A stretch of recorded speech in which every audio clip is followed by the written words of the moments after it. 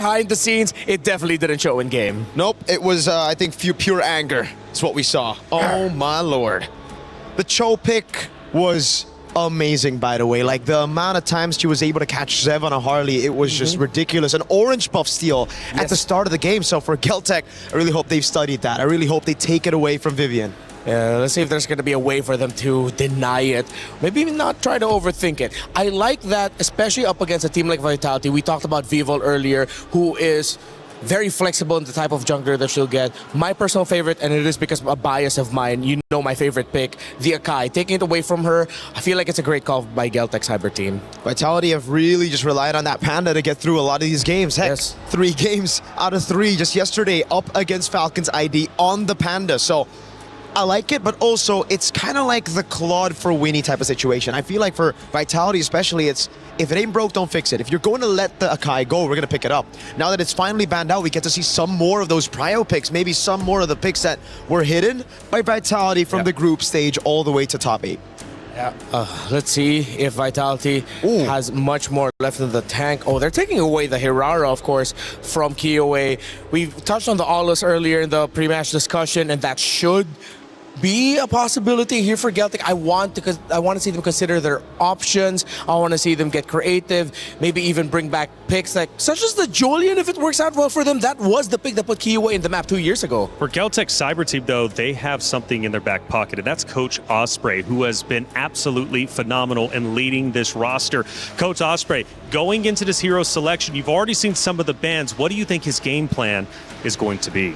Well, it looks like right now Geltek are just taking away some of the most annoying picks to deal with. If you're an assassin, if you're a team that wants to play somewhat steady so that your side of the river and jungle is safe, and then you'll find your moment, go for that explosive play, and then snowball from there. All their 3 bans scream. They want to protect their river. They want to make sure they have a good XP matchup. No tempo control, right? Like that's, they want to have that. And it's equal amounts of respect from Vitality. We heard the spicy comments from Cine. Yeah. Don't put us to sleep with the game. Yeah. So we'll see here. With the Hirara banned out, it's going to be the Baksha also taken away. Knowing, again, Geltek, even when they're not on Assassins, they rely on fast tempo gameplay. So it's all about that Baksha, all about the early rotations to get an advantage before Turtle 1. All right, with Esmeralda gone, Apakito, Freya trade is up in the air. Fovia's priority as well. I wouldn't take it away from Geltek Cyber Team also to later on show some flexibility through their mid lane pickups. There have been some teams who have picked up the Sicilian. I love MWI because a lot of my favorite picks, even though quite cheesy as they are showing up. But teams who are willing to play that risk have shown some good results. Whether or not they won the game, but they get good results in-game with high KDAs. You see the opposing team struggle with it. So we mentioned some of the power picks. Let's see if they'll go another way. Geltek Cyber Team are taking a while for that first pick. Valentina as first pick for Geltek Cyber Team. I did not see that coming. I think they're looking way too closely at what Cine could potentially show up in the mid lane with. Either like an Eve or a Farsa. This feels a little bit of like an overthink. But then at the same time, you have the Atlas, so you're trying to turn off the possibility of Vivian picking that up. I think they're setting up for the Atlas pick themselves here.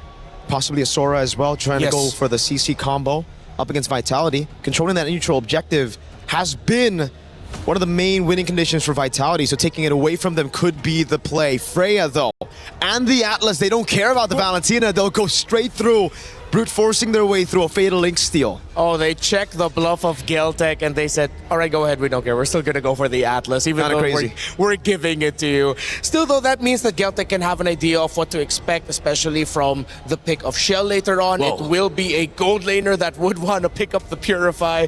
Got to be careful with shaking your teammate's arm there. You don't want to yank it off accidentally. You know, I said they looked nervous coming into the venue, but after that little ordeal, I think they look just fine. They're feeling comfortable. They're in their zone. Yes. And Geltek Cyber Team is ready to take on the previous champs. There you go. Carrying the Baloric picked up for Geltek Cyber Team. Now, this could be the opportunity for Vitality to go for the Eve again. Could be stolen by the Valentina, but I feel like they picked up the Atlas so that they can overwhelm the Valentina with as many big ultimates as possible to kind of like make it difficult. Yeah. But now with the Beleric there, this puts a lot of pressure on XP and jungle to have the mobility because Team Vitality are going to be going around the map much quicker, which plays so much to the playstyle of Vitality. Quick, fast rotations, dominate, and don't give your opponent any breathing room. While for Geltek, the first 3 picks, as good as they are for the current metagame, we've talked about Beleric, especially on Stream B, as one of the best roam picks that you could go for now. I do not see that tempo match from them just yet. They need to match the speed that Vitality are going to be going for. And that makes it even harder knowing that in the center of the map, you're getting controlled by a Juice In. They got tons of CC Renmar, but no one to really deal with the carry. Now that's a concern for me. Vitality have utilized the Freya to beat the carry before, but it's a different kind of Freya. Where usually we see the Flicker, we maybe will see a Vengeance, and it's technically still flex for the Freya. Yeah. And the tough part is, if ever they're looking for more of an item-heavy carry in the jungle, let's say in the back of their heads they're thinking, hey, maybe we could put in a Yi Sun-shin for Vivo so that you can match the damage somewhat, a little bit of a mid-range option. That's the beauty of the Beleric in this current metagame. You have picks like that that could be great, but then you're always overthinking, what about those damn thorns that's going to be coming out of this tree? How do we stop that? Phobia's ban is great here, so if they want to flex the Freya, it'll be good into the XP now, because usually a lot of teams, especially before the patch drop, before the Phobius nerf, would just go straight up carry Phobius to limit the Freya instantly. Wherever you go, you're going to be into a bad lane matchup. So now for Vitality, I think they're going to have some of their prio picks banned out, mainly for Chell. Those weak side picks should be taken out, as again, they've already banned the Phobius. It really looks like they want to put the Freya in XP. Geltek. Unless it's set up for like an Arlet pick or something, right? I'm trying to get into the mindset of Geltek right now, seeing that, they take out the Phobius, you don't have the EXP counter, but it still wouldn't be too crazy to see a world where in that Freya still somehow ekes it into the gold lane. Maybe I'm just missing a pick to fully add the evidence to that idea. So let's see. Because even if they go for something like, I don't know, Alice in the jungle, you're still lacking the damage. The biggest problem, even if you put Freya into the gold lane, you won't have the damage you need to take down that carry. You'll have a lot of dive.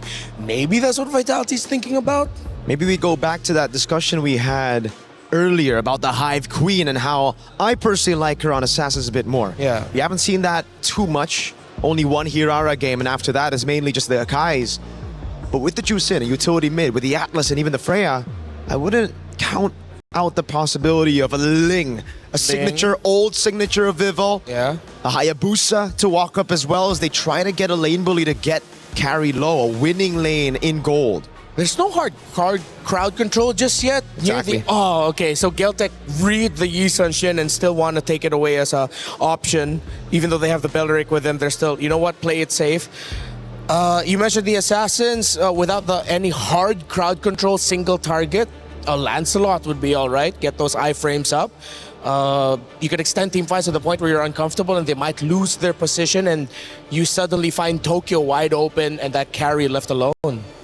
So let's see it. Vitality, what's the decision gonna be? Coach Casius thinking about it real hard here with Cine, discussing the possibility of an assassin pickup.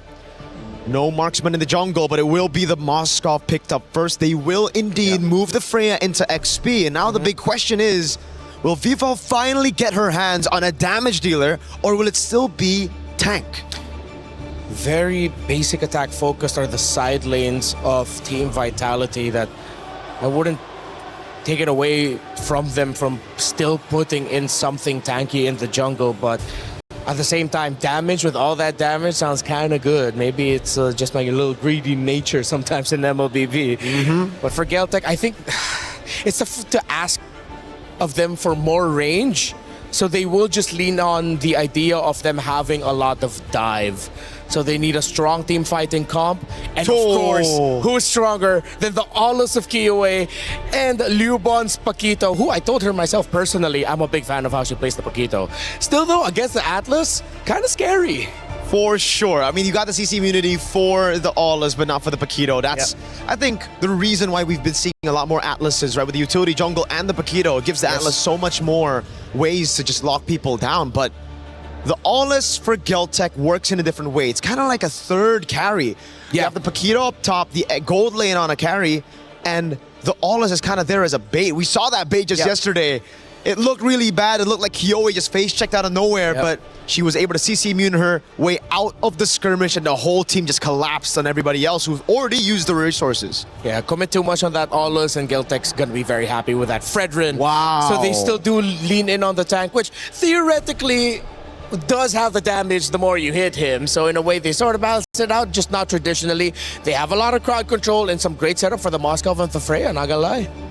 One team knows what it is to be a champion. They've done it many times. Can they do it again? If so, they've got to get through Geltek Cyber Team. To be the boss, you have to beat the boss. It's the battle of the undefeated Team Vitality versus Geltek Cyber Team for our last spot into Grand Finals. Brigida, Gideon, let's get it on. Thank you so much, Reflections. We are looking for our second grand finalist, and it has to come down between these two teams so far. Geltek have fought so hard for so long, and now they face up the current defending champions in Team Vitality. They also have stuck with their very own identity throughout this entire tournament, and not a lot of teams have found their way around that, if not really struggled up against Geltek. But if there's one thing we know, Vitality too have shown some cracks in their armor. They're more prone to the longer games, so I wonder if Geltek can afford to do the same against the quote-unquote team to beat. Yeah, that's what I'm interested in as well. I mean, I didn't get to personally witness it on a stream or cast that game when they decided to whip out the Aulus in the first place, but it's absolutely correct. It does work as a secondary carry with the help of the true damage. Now, luckily, they've actually made sure that Aulus is a little bit more auto attack reliant to get his damage out, but that's where the curiosity comes through, because when I'm looking at the side of Vitality, as much as I love the fact that they've got Fatal Links, there's just so many like quote-unquote micro CCs to deal with. Your CC immunity is like great, but there's a limit to it. Yeah, and how could they really time these engages as well? Because I feel like GCT has a very melee type of lineup who really just wants you to close in on their opponents. Might just be willing to fight you directly instead of them trying to find a workaround around, let's say, the angles or potential entries. So let's see what the timings are going to look like, because even now you're seeing how Ginny's not having the best experience in the mid lane. Yeah, I mean, that's not surprising to anybody. It's, yes, you will always get that first move, so what? What can we do about this? And now, at least from GCT's perspective, you know what? Since we do get that first move, let us at least try and contest for some of these smaller camps on the side, whether for EXP Crab or even Gold Crab. Ideally EXP this time around, because they want to make sure that their junglers stay ahead of the game. Aulus, he needs those levels on top of those items, but if you don't have the gold, at least get the levels. Yep, and there's a bit of help now for Fumi Echo coming in from Vival, but Quejo will be there too to anticipate the rotations. At least they got their level 4s already. They will both be ready for this upcoming turtle, but it's currently just Vivian to hold it down. Oh, wait, Fumi Echo actually gets bursted down. That's a first blood for Geltek Cyber Team on the EXP laner. That was a little weird. They didn't get the ult, but now they're going to look for the contest, and now the fight breaks out. in trouble! All alone in that moment, and the Fatal Links copied by Geltek. But Vival actually the ones who are able to secure the first objective. Can she get out of this? The taunt won't actually make it. Fumi Echo jumping in. There she goes, but Geltek might not want to commit to this fight anymore. And they don't have to. And just look at the positioning of Luban on this Paquito, right? It's really important for Paquito into the Freya matchups to not think, hey, I'm here to kill the Freya. If she makes a mistake, sure, but 90% of the time it looks like this. Yeah. You lose her abilities and she's beating you down the lane. Oh, Chelgok to dodge that taunt coming in as well. Potentially another advantage for Geltek, because so far they've already gotten some sort of advantage in the XP lane. Gold lane 2 is looking like they're starting to put a bit more attention there. It's the perfect amount. It's not enough to completely dominate, but to make the lane obsolete with the help of that first kill going off to Luban. Man, Festival of Blood already active. You're getting a lot more spell vamp. So no matter how bad the trade is, as long as there's a fat wave coming to your side, first item War Axe as well, there's no way they can make that happen. And there's nothing interrupting Geltek from doing what they want to do across the map. Like, Kyo is just able to accomplish the farming that you really would want to get in for the Olos. Vitality, on the other hand, it's more of like us expecting the more proactive approach from them this time around, but at the same time, Geltek just don't seem like the best targets to do so. Cleaving App's already committed. Rapid try and forced out from Kuejo, but Vivian's already very low to look for anything further. There was a moment there, but both sides, it's like the Wild Wild West. You're waiting for that bell to drop, and once it hits clock hits 12, they're going to start unleashing shots at each other.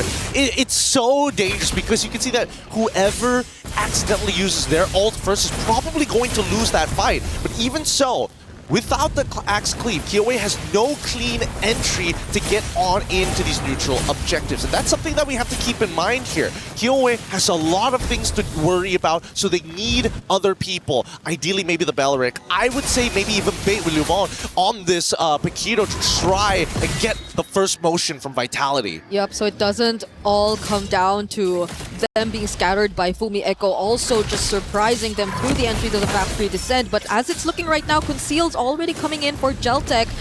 They're on to Vival, but they decide to change targets. It's actually Vivian right now looking for one. She tries to set up two, but the Purify is actually going to be available. But Vivian is actually just bursted down, both with the damage coming in from Tokyo. There goes the Retribution from KOA, securing the objective, but they are going to lose Tokyo in the process. It's Fumi Echo trying to get trades. Double kill for her, and that's the disengage. Communication is starting to break down here.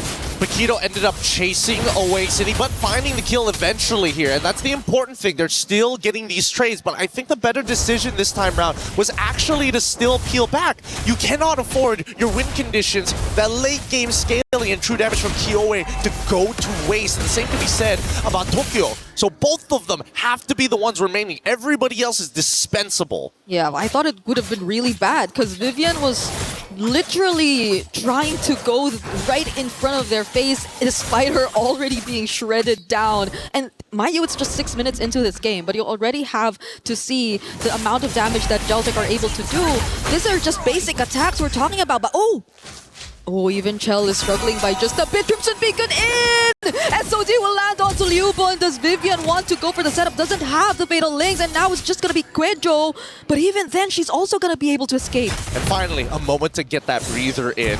That's the thing, right? When you are so close to the grand finals, a simple mistake could just be due to desperation or just getting a little overly excited. They have to stay in the perfect median. As we see Fumi Echo trying her best to clear this wave. She was willing to put her body on the line for a tier 1. It's like she even skipped the minions and literally went forward, but that wasn't enough to really push Geltek out of the turret. So now they're able to at least get trades up top, because I feel like that's also something they saw coming. But so far, Geltek, it's a surprising way that they're able to deal with Vitality in the early game. And I love the fact that they're so hyperactive. They're not allowing Vitality to have that moment to be like, okay, let's look at the information, dissect it, and then come up with a plan. GCT, they're in your face. You make the choice now. Whether it's good or bad, at least make a choice. And look at where they're positioned. Currently, the control they've shown in the river is insane. It's Vitality who we're seeing struggling to actually get control of majority of the map. And look at this, with the lead developed by Luba on this Paquito, that top side already cleared out. Chell just gets the golden stat, but it's really not going to be enough. Chell kind of far behind here, and Vitality, they're trying to slow down this turtle take. Yeah, at this point, they're just really trying to mirror, but Cine very low now on the Jusin with just some punches here and there from Liubon and the pokes from Sonchke. Vival, how is she even going to find the right entry? Sonchke taking the Fatal Links as well. Fumi Echo does have the Valkyrie Descent, but it's Vival who wins on the Retribution. Vivian just trying to get away. City 2 very low on HP, but Sonchke finds the trade on Fumi Echo. City will have to go down. It's a 1v1 right now between Liubon and Chell, but Chell might not want to fight anymore. There is going to be some respo from GCT. I think it's something back at least, but they connected, and Sonchke almost one auto attack. No, Chell gets out with a flicker just in time. So close. Vitality are being forced into these positions by GCT, and who could have imagined seeing this outcome? heading into this matchup. The best way to explain how GCT is playing, it's all about tempo. They are the ones setting the pace of the game. Vitality merely react to it every single time because GCT, they're lining up the questions. Hey, how are you going to deal with our split push on top side when our neutral objective is up? How are you going to deal with 2-item Paquito already setting themselves up really, really good? Even Ola's 2 items as well. Their ability to kite is insane. The way that Vitality seem to always be ready for at least a potential engage, but every single time, look at Cini. Majority of the time, she has to go through the worst positionings just because of how GCT are dealing with the team fights. And they almost are the ones mirroring what GCT are doing.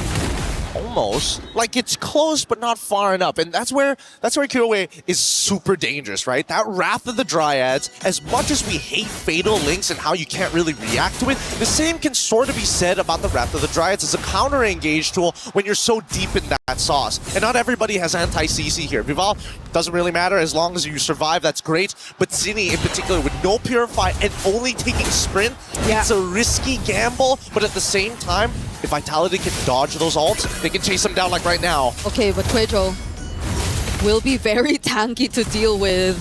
And Vitality are always forced to send someone to their sides just because of what Liubon has been doing across the map. It's a 3-0 Paquito who is just slightly ahead of her counterpart, and that's Fumi Echo, but the burst on Vivian! The roamers down for Vitality even before the Lord. A beautiful piece of chain CC. Quayo just played that perfectly. I mean, what can I really say about that? Oh, I know! Cini doesn't have the sprint, or maybe she just used it, but it's also not enough. Kyoe just has her eyes set on the Lord as Quejo and Liubon deny Vitality of any contest. Beautiful game so far, but this is their style. GCT, early to mid, just nasty stuff, and they're still trying their hardest to crack open this mid-tier 1. The floodgates open. As soon as mid-tier 1 opens up, the rest of this jungle becomes a lot easier to start fights against Vitality. Yeah, Vival is definitely not going to be able to freely do what she wants anymore, but I think it's not just on Vival that we really have to pay attention to anymore. It's how Chell and Cini are almost shut down in their individual lanes. Fumi Echo, I think there were some attempts here and there, but even then, not even Fumi Echo is able to open up as much for Vitality. Yeah, I already think that it's a mistake that Cini had to take the sprint this time round, and unfortunately the laning phase did not go the way they were hoping for, but at the same time, as long as they can scale towards the later half of the game, like Chell right now really needs to get those 3 items down. We endless battle as Kyoe is in pretty strong shape. I don't think there's a lot of people who can 1v1 her right now. I think even arguably Fumihiko, without her vengeance, will lose to Kyoe as of this point.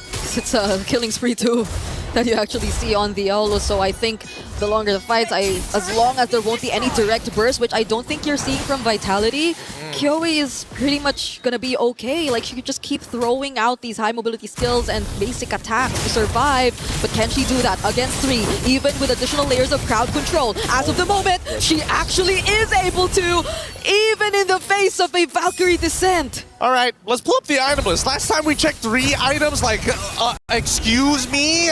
Excuse me? That was all it took to deal with 3 members as Vival just isn't too far behind. Wait, do they have enough to anti-heal? Wait, let me just double check this. Cini has the glowing wand. I don't see anybody else with anti-heal at this point of time. So there's only 1 applicator of anti-heal. Yeah, that was insane. You already used the Fatal Link. Oh, here you go. It's another Fatal Link though, but this time on the other side, taking down Cini for the 4th time in a row. Vivian flickering out just to survive. There's no one stopping this Olus from Kyoe. They're making it real tough, and now they also net themselves an inhibitor tower. Beautifully done by GCT. Vitality are not even going to look for a fight there. At least they sent Fumi Echo up top to somehow manage and trade, but it's not enough. It's a 7k goal lead already in favor of GCT, and Chell had to prioritize the Wind of Nature more than the damage. I think right now the biggest issue is the fact that GCT really took advantage of the miscoordination of the mid trio specifically, right? Like, Cini has been taking a lot, so much so, and I would have imagined that the mid duo at least would be communicating more with each other to be able to like peel one off of the other, but they have completely separate roles in the team fights. Yeah, and it's not the best of hero synergies either. seeing an Atlas alongside the Jusin, but right now Geltek are just exposing so much more of the weaknesses of Vitality and Tokyo.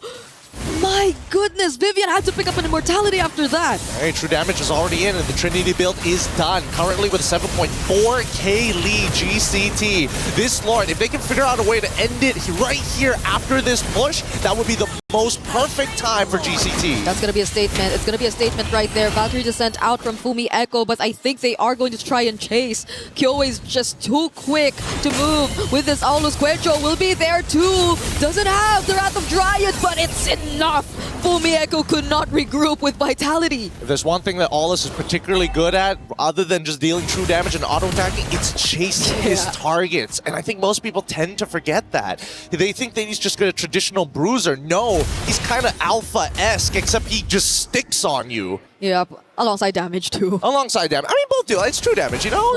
Your stats don't matter when the bar is white, I suppose. But even so, with Lord now about to crash into their base, this base defense is it's going to look a little rough. Yeah, a lot of their wave clear is just going to be from Chell, who's currently doing a lot of catching up, already prioritizing just the winter or the wind of nature just to survive. But does GCT force the fight? Quejo trying to close in, already half HP though. Leaving Axe coming in from Kyoe, gets pushed back by the Spear of Misery, but Echo from the sides trying to go in with the Valkyrie Descent. Vival somehow still alive, popping the Immortality, but the center from Gen.G!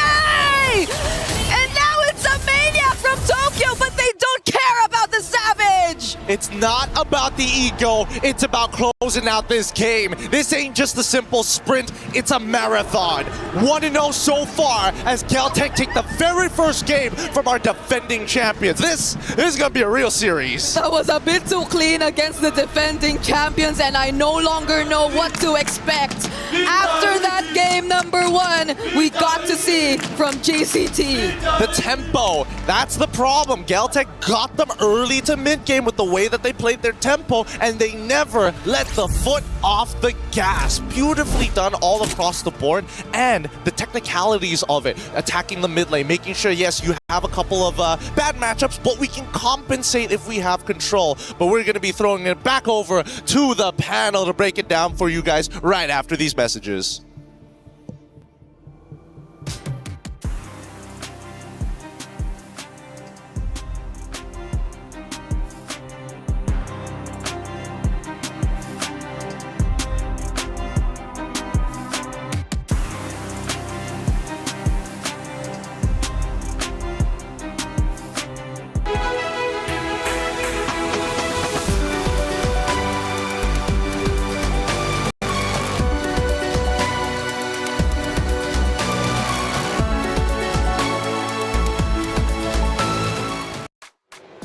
Oh, things are shaking up in a way we never expected it to do so. Geltek Cyber Team have taken map number 1, and Vitality is now behind in the best of 5 series. Is this the start of the unraveling of the Vitality roster? Welcome back into the studio. I'm Taylor Reflections Noble, Lafel, Eterna. Good to see you both. Eterna, my goodness, Geltek.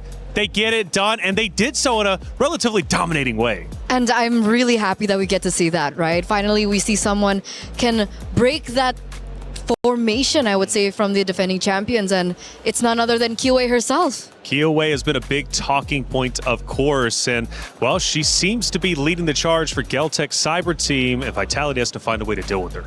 And honestly, I kind of feel like this game, not gonna lie, is kind of over for the first 20 seconds. Because honestly, looking at the draft just now, there's just not enough damage coming in from Vitality, and there's so much heal coming in from GCT, but hey, Osprey, man, he sure knows how to draft. He does, and he definitely has done his homework coming into this. Obviously, there was a big talking point about Coach Osprey and how well he would be doing, and he's already done well, right, for this Geltek Cyber Team roster. After all, they are undefeated. That was the moniker going into this. Both rosters undefeated throughout groups and obviously here in the knockouts. I think they both only dropped 1 game. That's correct, right?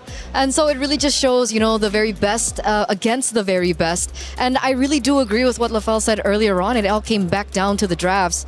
It's an interesting position to see for Team Vitality that they get drafted in such a corner, because obviously after the first few minutes of the game that you mentioned earlier on, you'd expect Fumi Echo on the side lanes on a hero that is so OP like the Freya to actually be able to carry it through. But unfortunately, I think they were just really falling behind on rotations. So could you imagine a roamer like Kuejo dealing more damage than Freya or Fumieko? No. Fumieko only did 29,000 damage. Kuejo did 35,000 damage in that game. And part of the reason is because of her passive, where you attack me, I hit you back. But the problem is, you attack me so many times and I just don't die, so you take all the damage.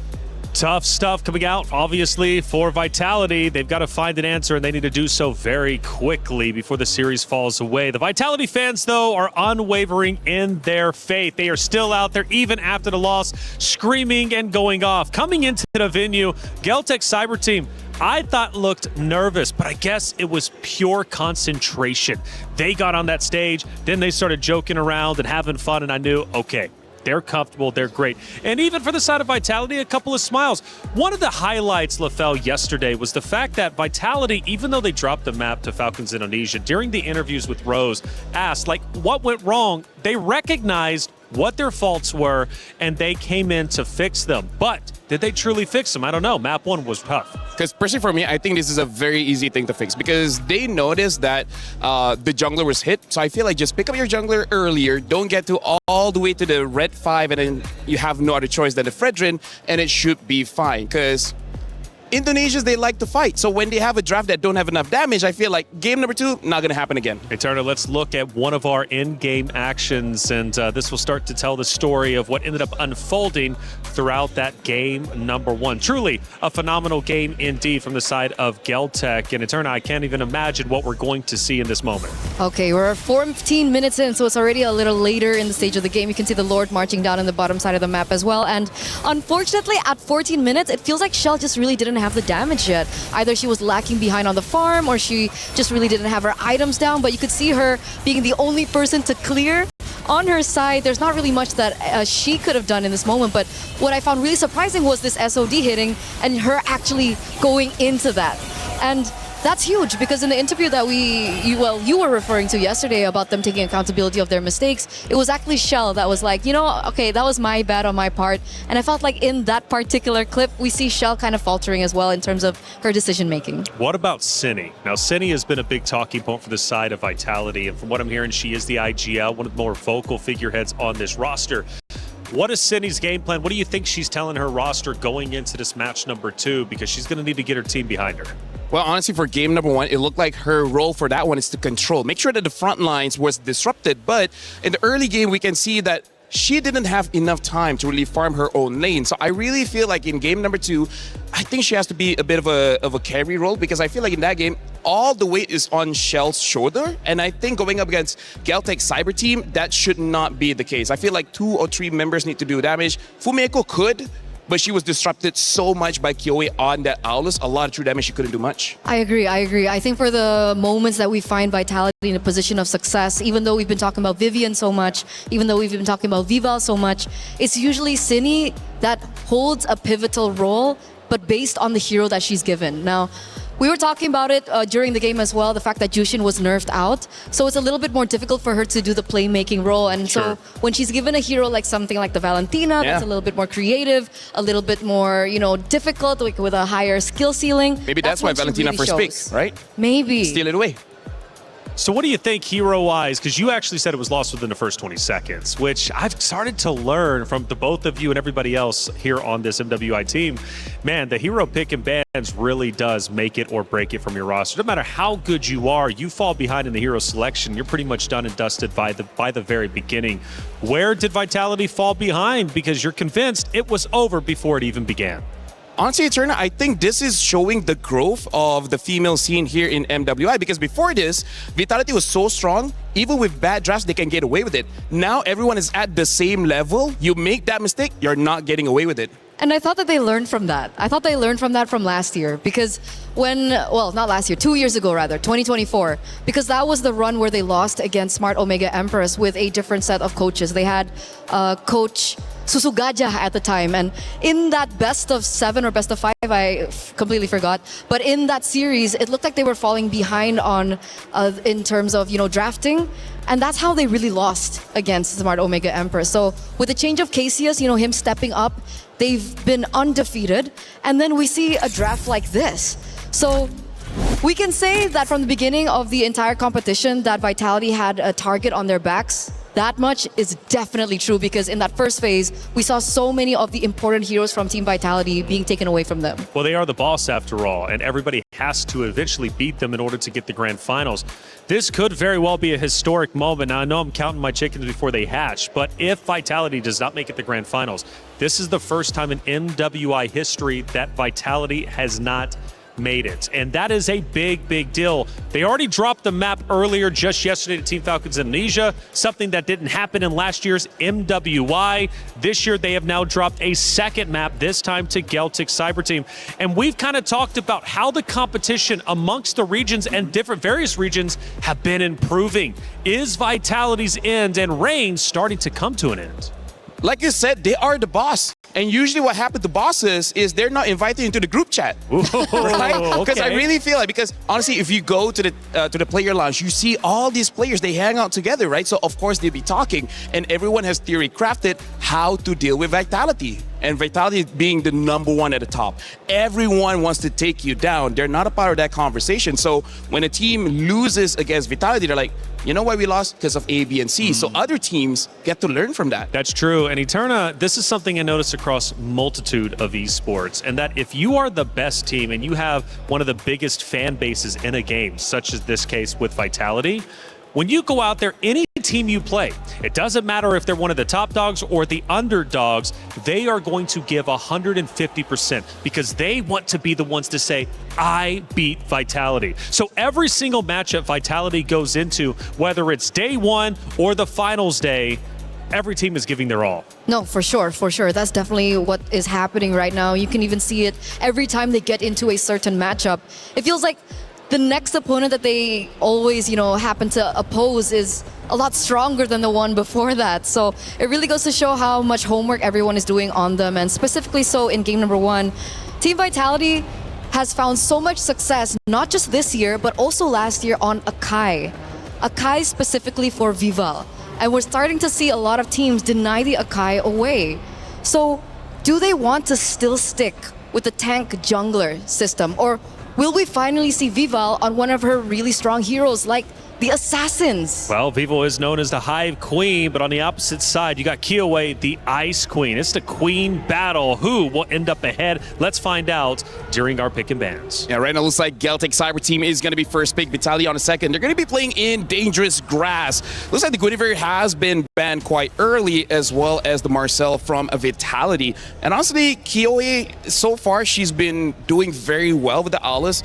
I believe she hasn't lost just yet. If she has, maybe it's just once, but I don't know. Do you think Vitality would just let her get that again? Because you were talking about the Akai. They're not letting Vival get the Akai. Super respect. They're taking the Guinevere away, they're taking the Akai away, and I think they should actually consider the Aulus. Or, this has been the pick for Kiowe. Yeah. I don't think that Cassius has not thought about it, right? If they didn't decide to ban it in first game, maybe they had an idea of how to take it down. Maybe it didn't work out. Maybe they want to go for something different. Because, Benedetta was her thing last year. Now she has the Aulus. So we're going to see whether or not Cassius will actually start to respect it in the first phase. But the Hirara goes as well. So is this starting to eliminate my hopes and dreams for an assassin matchup between these two? I feel like it's not completely over just yet until we see the EXP. Because I feel like if Vitality picks up something like Esmeralda, which not going to happen because Esmeralda gets banned, it looks like both team... Actually, Turn, I think this is smart, right? Because both teams are opening up the Paquito as well as the Freya, kind of forcing Vitality to just pick up tanks. And maybe Kiowe just prefers that because Aulus, after the revamp, is very interesting. He has a way to cleanse crowd control, and when he uses his ult, he has damage reduction, making it so that he can basically fight forever, which is great against tanks. So maybe this is just Osprey's way of saying that, please pick up tanks, that's what we want. Oh, but no, never mind. They're going for the Boxia. Interesting. It could still be flex. You know what? You're right. Oh, definitely it still could be flex, but I think for Geltek Cyber Team in particular, Kuejo really hasn't picked it up so far. So we're looking at the idea that this should be jungle, but just for those of you guys back at home and for those of you guys in the venue as well, just keep your peels out for that possibility. Team Vitality though, earlier on we did see the Valentina being prioritized by Geltek. For Vitality, do they want to take the Valentina for themselves here, or do they want to look for a winning lane of their own? Because I feel like that's what they really lacked in that first game. I feel like you still personally for me, I would actually pick up Carry as well as Freya. It's very honest. You're showing your opponents where each other is going. It looks like they're going for a different route. They do pick up the Carry, because Carry, as of right now in MWI, has been amazing in turn. And now the Atlas probably just want a little bit of control. And maybe they're saying, no way Geltek is going to pick up Freya, but I kind of feel like Freya should be picked up here. I feel so weird about this, though. I feel really weird about the gold lane matchup and how, volatile it is. Like, obviously, there's an argument to be made for Moskov and the Claude. And the carry is great if she gets going. But I feel like in the grand scheme of things, the Claude has a little bit more value, especially in these team fights with his AoE damage. But it looks like they prioritize the carry instead. Geltek as well understand that with the choice of the carry, she's a little bit more, low range, so she'd have to really dive into these particular team fights. They also see the Atlas on the other side. I think Beleric is a good call, and they again take away the Valentina, just really putting Cine in a position to think, all right, you're really good, but what happens if you don't get a hero that can really accommodate? I feel right now Vitality needs to get lane winners. I think that's the biggest problem, because right now they're kind of winning the mid trio, right? Baxia, Valentina, Beleric. They have Atlas. That's a good start. The problem is, eternally, they only have one slot before the other bands come through. So I think Coach Osprey is attacking that mid trio game, making sure that they don't have enough damage, or they don't have enough tanking as well. At least they pick up the Eve Atlas. Honestly, pretty solid. Exactly. That's what we were waiting for, right? That mid trio. You talked about it as well in game number 1, and it's definitely true. And that's the adjustments that we're seeing Coach Sup, Remar? Sup, JJ? really go through. Oh, so that's where he went. Hey, they love MLBB. They do. They love MLBB, and we are here for it as well. So coming into the second phase of the drafts, the Yves has already been taken down now. Viva, what does she use in this regard? Honestly, the draft is so flexible because they haven't picked up the EXP laner yet. So I feel like Vitality is actually considering whether they do want to use some kind of damage dealer in the jungle. Because right now, if you're looking at the tanks, there's only really Barats as well as Balman. I think Balman is a pretty solid choice here, but, can they use it? Balman jungle? Yes, because here's the thing. Balman isn't great against crowd control heroes. Unfortunately, Valentina as well as Beleric has a lot of crowd control, so maybe not the best for Balman. Do you think they're going to go something crazy like an X-Borg? If that's actually and not only bad. if Baxia goes into the jungle, that's definitely an option that they can take. And I think, back in the day, we had the option of Alpha. Yeah. For me, if you see Geltek's gold laner, and it's not like a burst type of gold laner, I actually think you can go for the X-Boy, because Valentina has burst, but with the Eve, I think you're not going to lose mid lane that much. So maybe Geltek won't have enough damage to burst down the X-Boy. So honestly, not a bad idea. Which is why maybe they take out the Claude, right? Other than the, the laning phase from carry. Balman ban, by the way. They do still eliminate that possibility with perhaps the reasoning of denying that burst potential from the gold lane. The Balman does get banned either way. So even with the Beleric, they don't want to take the risk. They don't want to take the gamble. So I think in my head, X-Borg, or do they want to play a little bit risky? And do they want to play something more damage-oriented in the jungle, like an Assassin or a YSS, despite going up against something like the Beleric? Honestly, I feel like YSS is probably the safest one, right? Because if you pick up the Ling, it's strong. But going up against Valentina, Baxia, as well as Beleric does not seem like a good idea.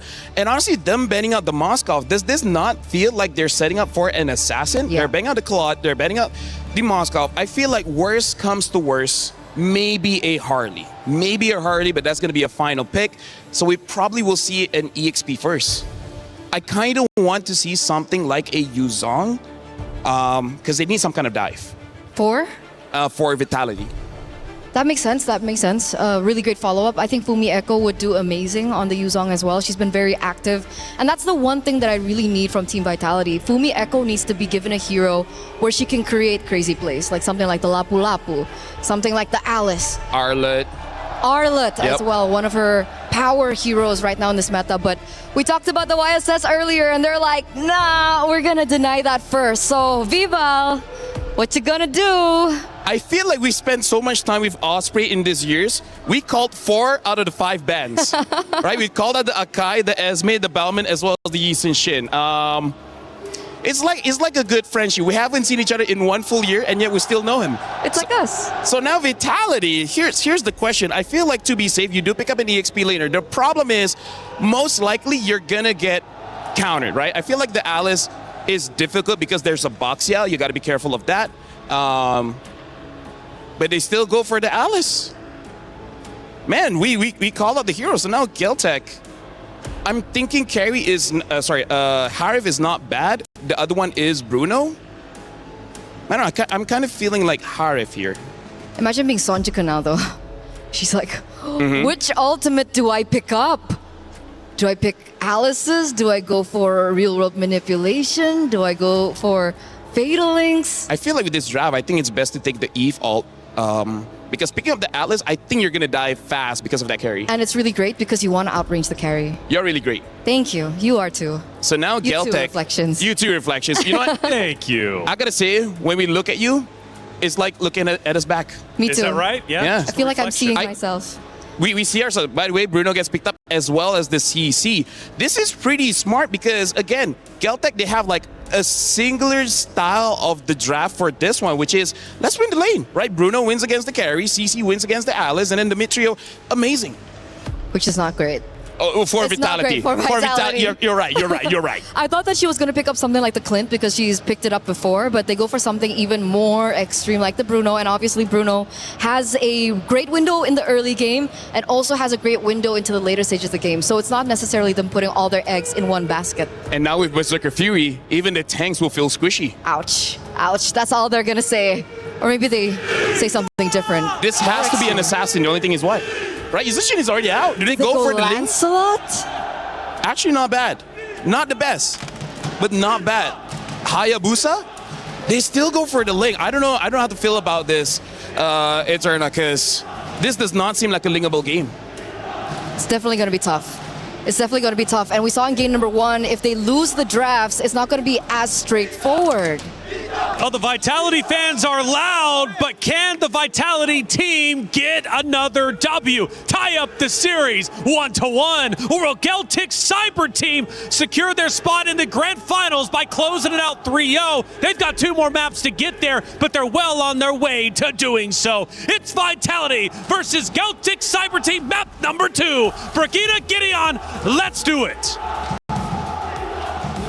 Thank you so much, Reflections. We go into the land of Dawn with the world watching. Everybody looking for somebody to stop Vitality's reign. But with the fans here and how much energy they give, they can only watch and bear witness as our competitors hit the field. They cannot let any other feeling take over. I know we might be worrying by a bit just looking at how the Link could potentially be playing into this game, but you have to give out all your energy because if GCT get on the momentum, it's gonna be tough for Vitality here. Keep in mind that, truth be told, as much as this might not be a linkable game, as long as Vival is able to take out Tokyo, there's a really good chance that Vitality still win the team fight here. There's not a lot of big damages, nothing that really leans into what they want to do. There is anti-synergy on both sides, but for now, at least, the laning phase is going smoothly. So they've went for a very specific win condition if that were to be the case. It's not a lane just constantly going for the kills all over the map, but more on making things difficult for one of the main carries of GCT, which is looking to be, once again, just the Bruno. But Kyoei seems to be on to Chell at this point. Vivian does show up though, but they're not really gonna go for the fight. Yeah, this is more of a punishment on the GCT side. Like, look at the tax on the HP, right? Getting a lot of the regenerates out of them, while Chell barely missing any EXP or even gold in the lane itself. Now, Nubon, this is the real question here. The fact that they banned out the... Wait, hold on. Oh, Vivian does find Tokyo, still has the Purify, but Vival shows up. And right on cue, you mentioned it. This might be the game plan. Yup. Again, the laning phase going really, really well. They got to be worried. Like, GCT need to recognize and remember that Ling, similar to Fanny, you take trades in lane, you better stay at least above 60% of your HP. Anything lower, there's a good chance that Vival's gonna show up and dive you. This is why they took out so much of the more safe options in the gold lane, the likes of the Moskov. They just wanted a gold lane that was easier to access for a Ling, but then right now, we did talk about the XP lane. It seems like Yubon does have a slight advantage over Fumi Echo, at least for now. This is great. Vitality understand we don't actually need the first turtle. All we got to do is see whether GCT wants it more than us, and we're going to start stealing camps away. Look at that. Minimal. Give it up. Doesn't matter. Ling's going to get a purple buff on the opposite side, and still, unless GCT recognize, hey, after this turtle, we need to go for a fight and invade on the enemy purple side. Vitality had enough time to get back despite that steal. Now Fumi, Echo though, and Vivian are quite low on HP, so Vival just does it alone! Vival steals it all alone! There goes the real world and the Tempest of Blades, and Sonjik is nowhere to be found! What a macro play by Vitality! What was that? What was that? Wait, I'm pretty sure that Vival didn't even have the purple buff. Yeah, Vival doesn't have it. They didn't steal it. They decided, you know what? They're actually rushing it down. We're going to walk back over to the turtle and just take him out. They got 2 kills for no trade on top of the turtle.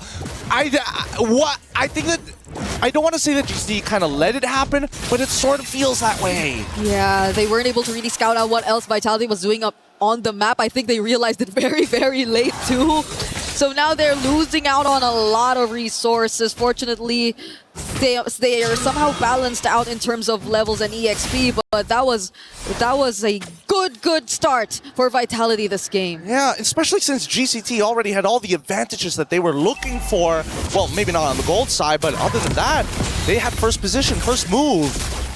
Quaito all alone here. There's 4 members, and Chell decides to go in with the ultimate and the setup from Vivino as well. There goes the real world manipulation. The follow-up is just too much from Vitality. Vival constantly finding more and more kills. City gets 2 as well. All right. I got to think about this for a moment because they are not playing as confidently as we saw in Game 1. Revitalize was still available technically for Quavo, and by no means, I understand by holding your battle spell, knowing that you are going to die, that you want to save it, but at the same time, the cooldowns and knowing that the next turtle, you're not going to have the right abilities just yet anyway. So, at this stage, Vitality are starting to take control. They control the tempo, not like GCT in game number 1. They're making their statements now and loud and early. And isn't it a dream start for an assassin lineup too? Because even at this point, Chell just confidently taking on the 1v1 against Tokyo. That's where you see the Revitalize come in, but is it a bit too late? Because the Tempest of Blades from Vival is going to finish everything off. Doesn't have it now though, so she just might get traded out, and it's a shutdown for Kuejo. Huge shutdown. Really sad that it had to go on to the roamer. It would have been nice that, you know, maybe Sonj or maybe Kyoe, somebody else. Most ideally Tokyo, because right now Tokyo is taking so much hurt. 0-3, 5 minutes into the game. 2 of those deaths ended up being handed over to Vival. One I don't really count, but even so, it's not the best position for any gold laners out there. Yeah, it's been a bad day for Bruno. I think a lot of Brunos have been going through the most unfortunate of early games. We saw that happen too earlier on, but this time around, hopefully they do get to find some way to get back in the game, because again, it's still a very fast lineup, but just as fast, Vivian finds a target and they decide to pour in all of their resources there. Wrath of Riot 2 burned it down, but it might not be enough. They only find Sonj for now, but the follow-up from Fumi Echo! Look at that Throne of Ruin as Chell also finds Tokyo in the top lane. So much wins for Vitality all across the map. A beautiful chain. Are they gonna dive this? Yep, Lubon, you got it. Oh, got the flicker out of them. Doesn't get the kill, and that's fine. Getting the flicker is good enough. GCT, at the very least, are punching back, but Vitality, this is a sweeping victory across the map. Top tier 1 already taken. Another neutral objective while they were at it. And not to mention, just really racking up the kills. 9-1. Oh, that hurts. Chell just walked up straight to Tokyo, and you already saw how she brought her down to half HP, but Vitality have been heavy on the macro so far in this game. They've been very specific on their win conditions. They've accomplished it in their first rotation, and they need not repeat it a bit too much, enough to a point where GCT could read them out. Now it's GCT who we are currently questioning in terms of what the game plan currently is. Well, right now, we just need to see a full-on team fight 5v5. We need to see how Lubon really impacts and influences the shape of the fight, right? Because so far we've only seen the traditional 4v4s and somebody is always late to the fight, unfortunately. And the chain CC on Vitality has been proven an effective strategy now that they've opened up mid-tier 1. They're just going to reapply that same script here in the jungle. Whoa, Vivian decided to take that stun from GCT, but maybe at the expense of her life, or maybe not. But Quedro has enough damage to do it. Fumi Echo holding down 2 members as they also eliminate that Belleric in the back lines. They trade 1-for-1 here. Not too bad. They still have 20 seconds left. Oh my whoa, god. Whoa, Sonj looking like a target, but City picks up the kill. A lot of help here for Vival in the body block. This is just such a fast game for Vitality so far. A really fast game, but at least Lubon going to make the difference here and try to at least get some gold back. It's a 4.7k lead, one of the bigger leads that we've seen here from Vitality in this matchup against GCT. 7 minutes into the game. So relatively early at the 8th minute, we're already getting a rough amount of 5k differentials. Yeah, I can only imagine the amount of gold Chell has right now on this carry too. Look at So that. rich. 8 to 11 is the gap between their levels. Tokyo, unfortunately, on a 0-4-1 KDA right now, and I feel like at this point, Chell could just confidently take on even the tankiest members of GCT, so that's going to be a problem for Kyoei and Quejo. Well, speaking of confidence, you can see that Vitality showing themselves, hey, we're in the mid lane. Are you going to do something about this? Because we're walking to the Lord right now, and you don't have much of a choice. Now, the purple buff on the enemy side is spawning in 2 seconds, and Vival back into the same little shenanigans. They're repeating this script. Yep, GCT badly want to contest, and they have not paid attention to the other parts of the map, all the while they've been trying to set up for the entries here in this upcoming Lord. But Vitality are just baiting them out. GCT, could they potentially sense this and try to get the or try to bite the bait because they see that Vival's up top. Quejo's getting bursted down, has to run away, but the setup from Sonj might not be enough because Vitality were prepared. Now it's just the backlines that Vival's really after because Chell can take care of the rest. Vitality win out big in that team fight. Oh, wait, it's not over. It's not over just yet. They might actually get a little bit more here, but it looks like they've zoned them out entirely. Cine and Vivian doing a very good job to make sure that GCT don't pull any rugs from underneath them and sneak behind. Vitality, that was such quick movement. Vival, just for a moment, showed herself up top after stealing that purple buff.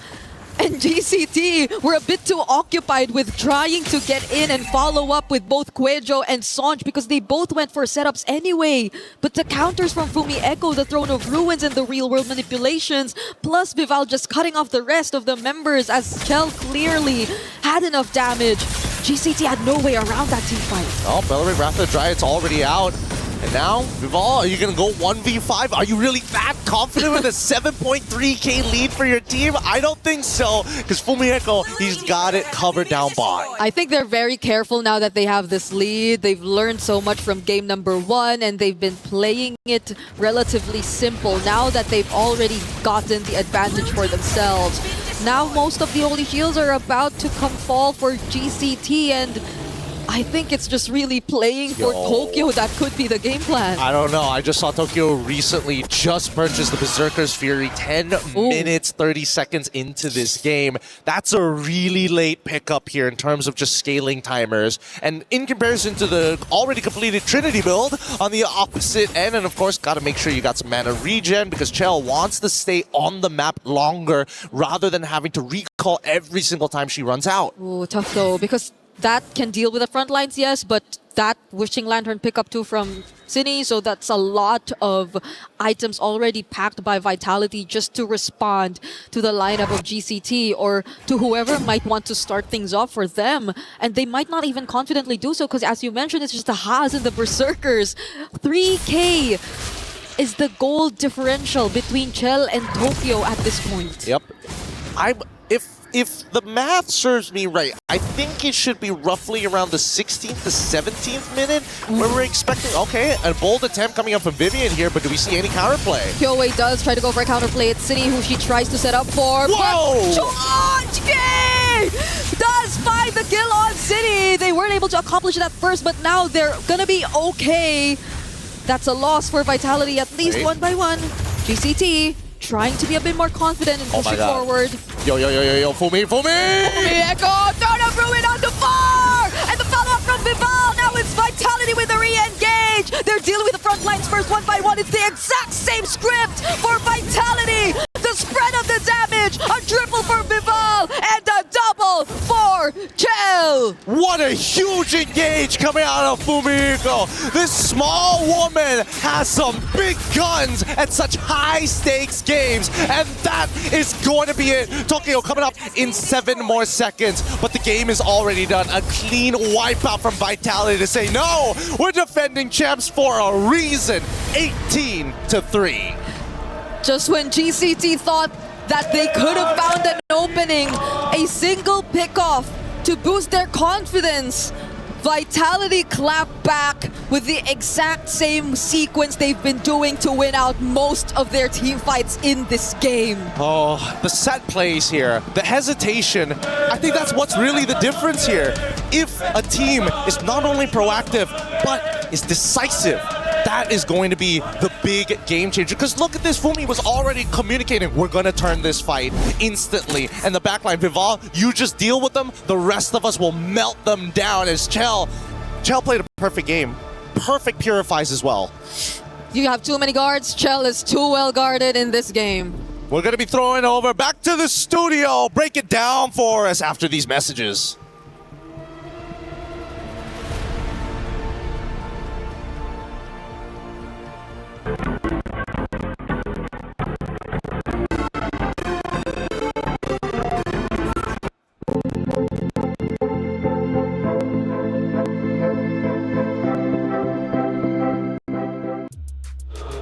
Vitality fights back. They tie up the series 1-1, and now things just got super interesting. That map was pretty dominant from the side of Vitality.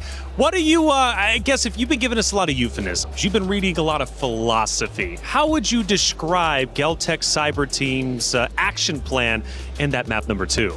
I would say for Geltek Cyber Team, they saw the future, but the future is many, and they tried to go for all of them. And that was the bad play, where sometimes, this is what we call Occam's razor, where the simplest answer usually is the correct one, but instead, they tried to correct all the questions. And that was the bad move. I want to just say something, by the way, that was not planned at all. LaFell literally just freeballed that. And he did such a good job. Very well done. I'm impressed. Eterna, let's start talking about some of these stats because it's clearly very one-sided. Yeah, so it goes back down to the drafts. I think even LaFell mentioned it. This looked like a not lingable game. Is that what you said? Yeah, a not lingable game. And when you're up against a composition with a ling and so on and so forth, well, basically any assassin of that matter. Yep. The early game, that window is so important, right? Because that's when the assassin is at its weakest, and that's when the opportunity arises for you to try and pressure the ling. And it felt like Geltek was unable to utilize it to their advantage. And I feel like this is why they're champions, right? Because they saw a small opportunity. The moment they got that Berserker Fury, they're like, you know what, you gave us an advantage, we're not letting this go. We just saw, just for a second, Kiowa versus Vival, again, that Hive Queen versus the Ice Queen, and it's been highly entertaining. Only one Queen, though, will get to play for the championship, and Vitality is coming back quick. It's now tied up 1-1. We take a look at one of the moments from that matchup in map number 2, and I believe this is going to be towards the tail end, when Vitality says, enough is enough, let's take the win. So this was an interesting, well, it was a big play by Fumi Echo, right? Because initially it looked like, before this we don't get to see it, but it felt like a botched Vivian play because she missed the Fatal Links, and Sonjika even emoted after that because she was able to deny that away from her. And you'd think in that moment, like, okay, Geltek is able to get the upper hand, they get a good team fight going for them, and then Fumi Echo just is 2 steps ahead. She waits at the back bush. We saw it in the replay there as well. She goes in, Thorn of Ruin, and catches so many, and everyone else was able to collapse over that. I gotta say, we're talking about the story of MWI here. Fumi Echo has been getting highlight plays over highlight plays, no matter what hero she's been using, especially on that Alice, really setting up for her team for success. And my goodness, Fumi Echo, this season of MWI is something different. Yeah. Unstoppable. I don't know if the Terminator is the right call. We'll get a name for Fumi Echo in just a little bit. Our commentators, though, are giving all their emotion and giving all the energy they can for this great series. Let's see how they looked during that map number 2. Vival just does it alone! Vival steals it all alone! There goes the Wheel World and the Tempest of Blades, and Sonjik is nowhere to be found. What a macro play by Vitality. What was that? What was that? Wait, I'm pretty sure that Vival didn't even have the purple buff. Yeah, Vival doesn't have it. They didn't steal it. They decided, you know what? They're actually rushing it down. We're going to walk back over to the turtle and just take him out. Again, they're giving it their all. Always love it when they lose their minds. It's hard not to when you're casting over two great teams. No, especially, honestly, I was losing my mind as well because, honestly, at that point, Viva already gave up on the purple buff and then tried to go for the turtles. So I'm like, wait, that might be the bad decision. But then, Kyoe as well, she didn't retreat at all that turtle. So that was... See, even Gino was still random. What was that? Right? They're still trying to figure it out, and we'll give them a little bit more time to figure it out because luckily Rose was on site and had a chance to speak to Zorn. All things meta-related. Rose, what did Zorn have to say?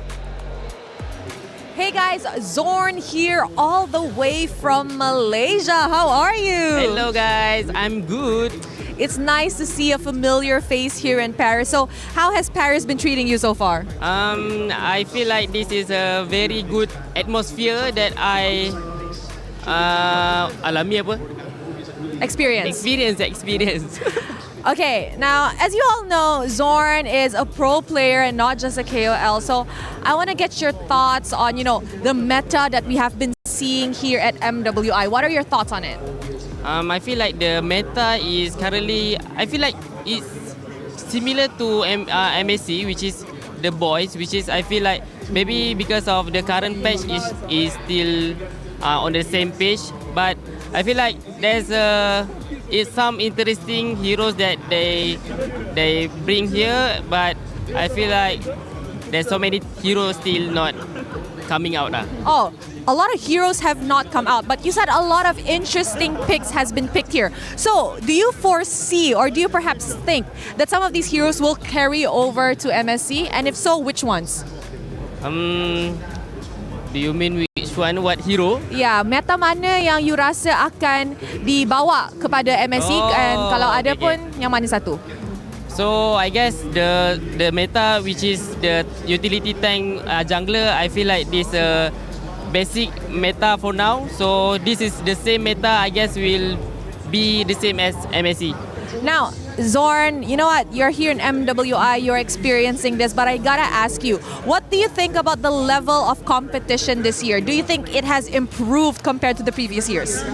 Definitely yes, I agree because I've seen a lot of teams that competing at a higher level, which is the difference is the gap between those teams is becoming much smaller. So I feel like there's a good improvement for women's scene.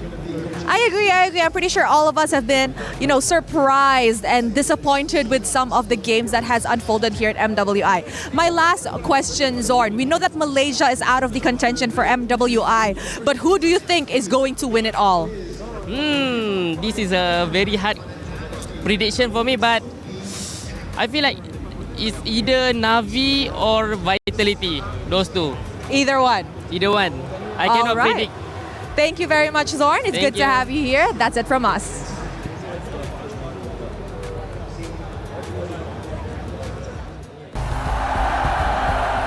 Whenever we let it out, it becomes our superpower. Now imagine an entire city being built to supercharge it. Kadir City, powered by Play. Thank you, Rose, for that interview with Zorn. His official predictions are in. Grand Finals, Navi versus Vitality. But who's he going to cheer for if they're both in the venue? I noticed he was sitting on the Vitality side. How could you not? They are the loudest in the venue. I gotta say, he was pretty brave to be like, I don't know, could be Navi, could be... Honestly, for me, I would just say, oh yeah, Vitality, woo, for sure. Well, we're going to the stage. The fans are getting hype, and the Vitality fans continue to jump. I don't know how they do it. How do they have so much energy? I guess they're not 34 like me. They're giving it their all, and they've been screaming at the top of their lungs, and one name has been coming to the attention. It's Vival, constantly chanting her name, and Vival is about to play once again. Now, I've got to pick your brain, LaFell, because we were talking about the hero selection from before. Correct me if I'm wrong, and please correct me if I'm wrong. I think you mentioned that Team Vitality did fall a little bit behind in the hero selection, yet they dominated that map too. So is this one of those rare moments where even though their heroes were a bit outpaced by Geltek Cyber Team, their overall skill and experience ended up overdoing the hero pick from Geltek? Honestly, that's an amazing question, but I would actually say it was Geltek's mistake. They made such a big mistake where the best way to explain it is they lost focus, right? It looked like they were autopiloting. It looked like brain fog because they started doing things that doesn't make sense according to the draft. In fact, the very last play, Fumi Echo jumped in. That was great and all, but why didn't Geltek Cybertech check the bushes, right? Isn't that like a normal thing when we go into the late game? So it really looked like for that one, I apologize, but this is a true analysis. They were just autopiloting for that one. Which is why we were always talking about that window, that early game. The early game has been so important from game 1. The early game has been so important to game 2. And it was the execution of Geltek in the early game for game number 2 that really lost them the battle at the very end. Like that 10K gold lead that eventually built up by Team Vitality, that was because of the early game once again. And that concerns me because now it's one of those moments where it's like you have the hero pick, you won the pick and ban, but now your fundamentals are starting to fall. You cannot afford that against the final boss of Team Vitality. Going into map 3, they got to pick themselves up. Now, LaFell, though, the reality is we're here at the MWI. We're in Paris, and we are on the home turf of Vitality, and the fans are loud. How much of an effect do you think that is happening for Geltek Cyber Team? Because they've got to listen to that. Dude, that's huge. Like, imagine when we just started becoming talents, right? The cameras are intimidating. The lights are intimidating. After years, then we started getting used to it. But for them, they got to get used to it pretty fast. I mean, like, Hyoi, sure, maybe the Ice Queen, she can handle it, but it's a 5-player team. Everyone has to be on the same page. That, and also Hyoi is the only one with international experience. Yeah. So she's here with 4 new faces, and I've spoken with a lot of, the female players when they've made their debut from last year, even the year before, and every single one of them has mentioned the lights, the stage, the audience, it all has a mental impact. It's hard, isn't it, as a competitor, but if you want to be the best, you have to ignore all that and play the game you know. We know for a fact Geltek Cyber Team can win this series. They won map number 1 in a convincing fashion. If they can just play like that, who knows, they might take down the Titans of Team Vitality and be in grand finals tomorrow. But they've got a lot of work to do. We're tied up 1-1. Let's see how our pick and bans go. Eternal, let's talk about this. Cassius, Banner, the Boxia, the Aulus, as well as the carry. Does this not just scream like, we're respecting you and we want to take this game? This is a completely different system or a completely different strategy, I would say, from game 1, game 2. The fact that Team Vitality have swapped sides with Geltek, they've really tried to facilitate the opening of this debut Hirara pick. Right? First pick Hirara here for Team Vitality. They're very confident with that. And the surprising thing is, when you're up against Hirara, do you not think that heroes like the Moskov would be more of a problem compared to the carry? I feel like that shows that they just want to make sure that both Vivian as well as Fumi Echo has a good time because, Hirara, jungle, damage dealers are probably going to have an EXP that's more tanky. I think they just understood in this game, as long as Fumi Echo has a good time, as long as Vivian is having a good time, Vival is just going to have a good time. Okay, so we're talking about the EXP lane now. Because on one side we have Esmeralda, and on the other we usually see either Sora or perhaps a CC or a Yuzong sometimes even. What do you think Freya is the is best? open. Right, even Freya is open. So this is very interesting here because I wonder what pick Hyoi will pick here because technically 4 junglers has been banned. Now, Aulus has been banned, Boxia, the Gwyn, as well as the Akai. Geltek, they early picked the Esme. I respect that because there is no carry. And now they early picked the Clint to possibly say, hey, don't pick the Claude. We already have your counter. And now the Atlas has been picked up and even the Alice. Look at the AoE that Vitality has. It seems like they want to fight. But what do you think about the Alice into the Esme matchup? Because it's not necessarily like the best of matchups for the Alice. If Fumi Echo wants to get a good time going, usually she's the one who's playing strong side instead of Shell. Just ignore the hater. Like, I'm not going to win against you, so I'm not going to fight against you, right? The way that you play Alice against Esme, you just try to freeze the lane on your side, get level 4, and then try to win the first turtle, and then after that, do the same thing at game number 2. Okay, so Right. we're expecting that kind of mentality coming into game number 3, and technically it did work out for them in game number 2, so let's see if it crossovers to their third game. But of course, we are still waiting the last pick in for Team Geltek. Lilia. Okay, so they see really strong heroes for the first 3 from Team Vitality. They're picking up something of a momentum hero of their own, the Lilia, with highly fast clear and already really good base damage in the early game. Very good against tanks like the Alice as well as the Atlas. I'm just slightly worried because going up against the Herrera, because Lilia, out of all the heroes in ML, has one of the lowest HP pool, making it so that she's extremely squishy. So a good engage by Herrera, she's dead. And we don't know what the mid is going to be. If the mid is something like an Eve or even a Farsa, this Lilia will not have a good time. So I think it's an amazing pick, but it's not without its weaknesses. She needs to be very quick when and how she gets to that level 4. Because that's the only saving grace that she has, her black shoes. The black shoes can take her out of really sticky situations, and she's going to be relying on that. So they need to be able to facilitate that with an equally strong roamer pick. The only question is what is up right now, right? Because now the Belleric is gone.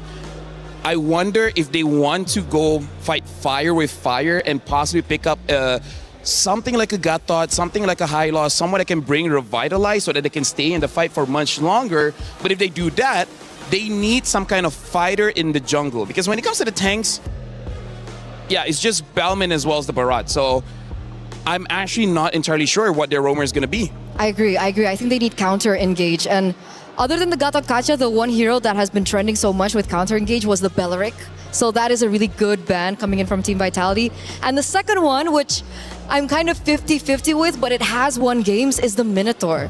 Surprisingly so, it has gained popularity, and it also can bring out the Revitalize. Yeah, I feel like if Minotaur lasts after you see Vitality's pick in mid, it's fine. Because if they pick up an Eve, which they have not banned, if they pick up a Jushin, which they also have not banned, that might be very difficult. It looks like Vitality is on the same page as us. They're taking out the Belleric as well as the Gatot. Revitalized carriers, so now it's only High-Loss, which there's multiple heroes that can deal with the High-Loss. In fact, they can pick up a Gord, and the Gord might still work well here. Which is why I don't like the High-Loss pick.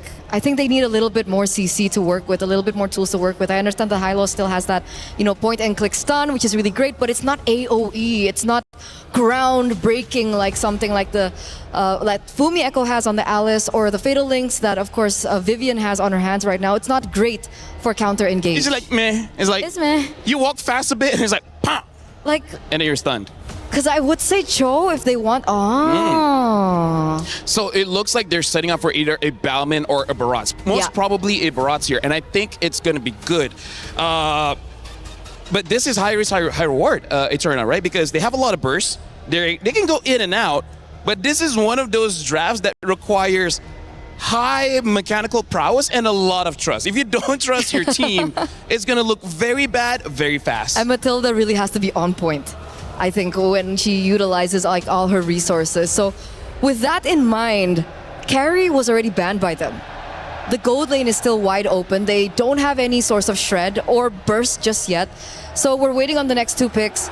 Without the carry, what would you utilize in the gold lane? Selena was not my first pick, but Claude still makes sense here. It sounds like Vitality is rushing to go back home here.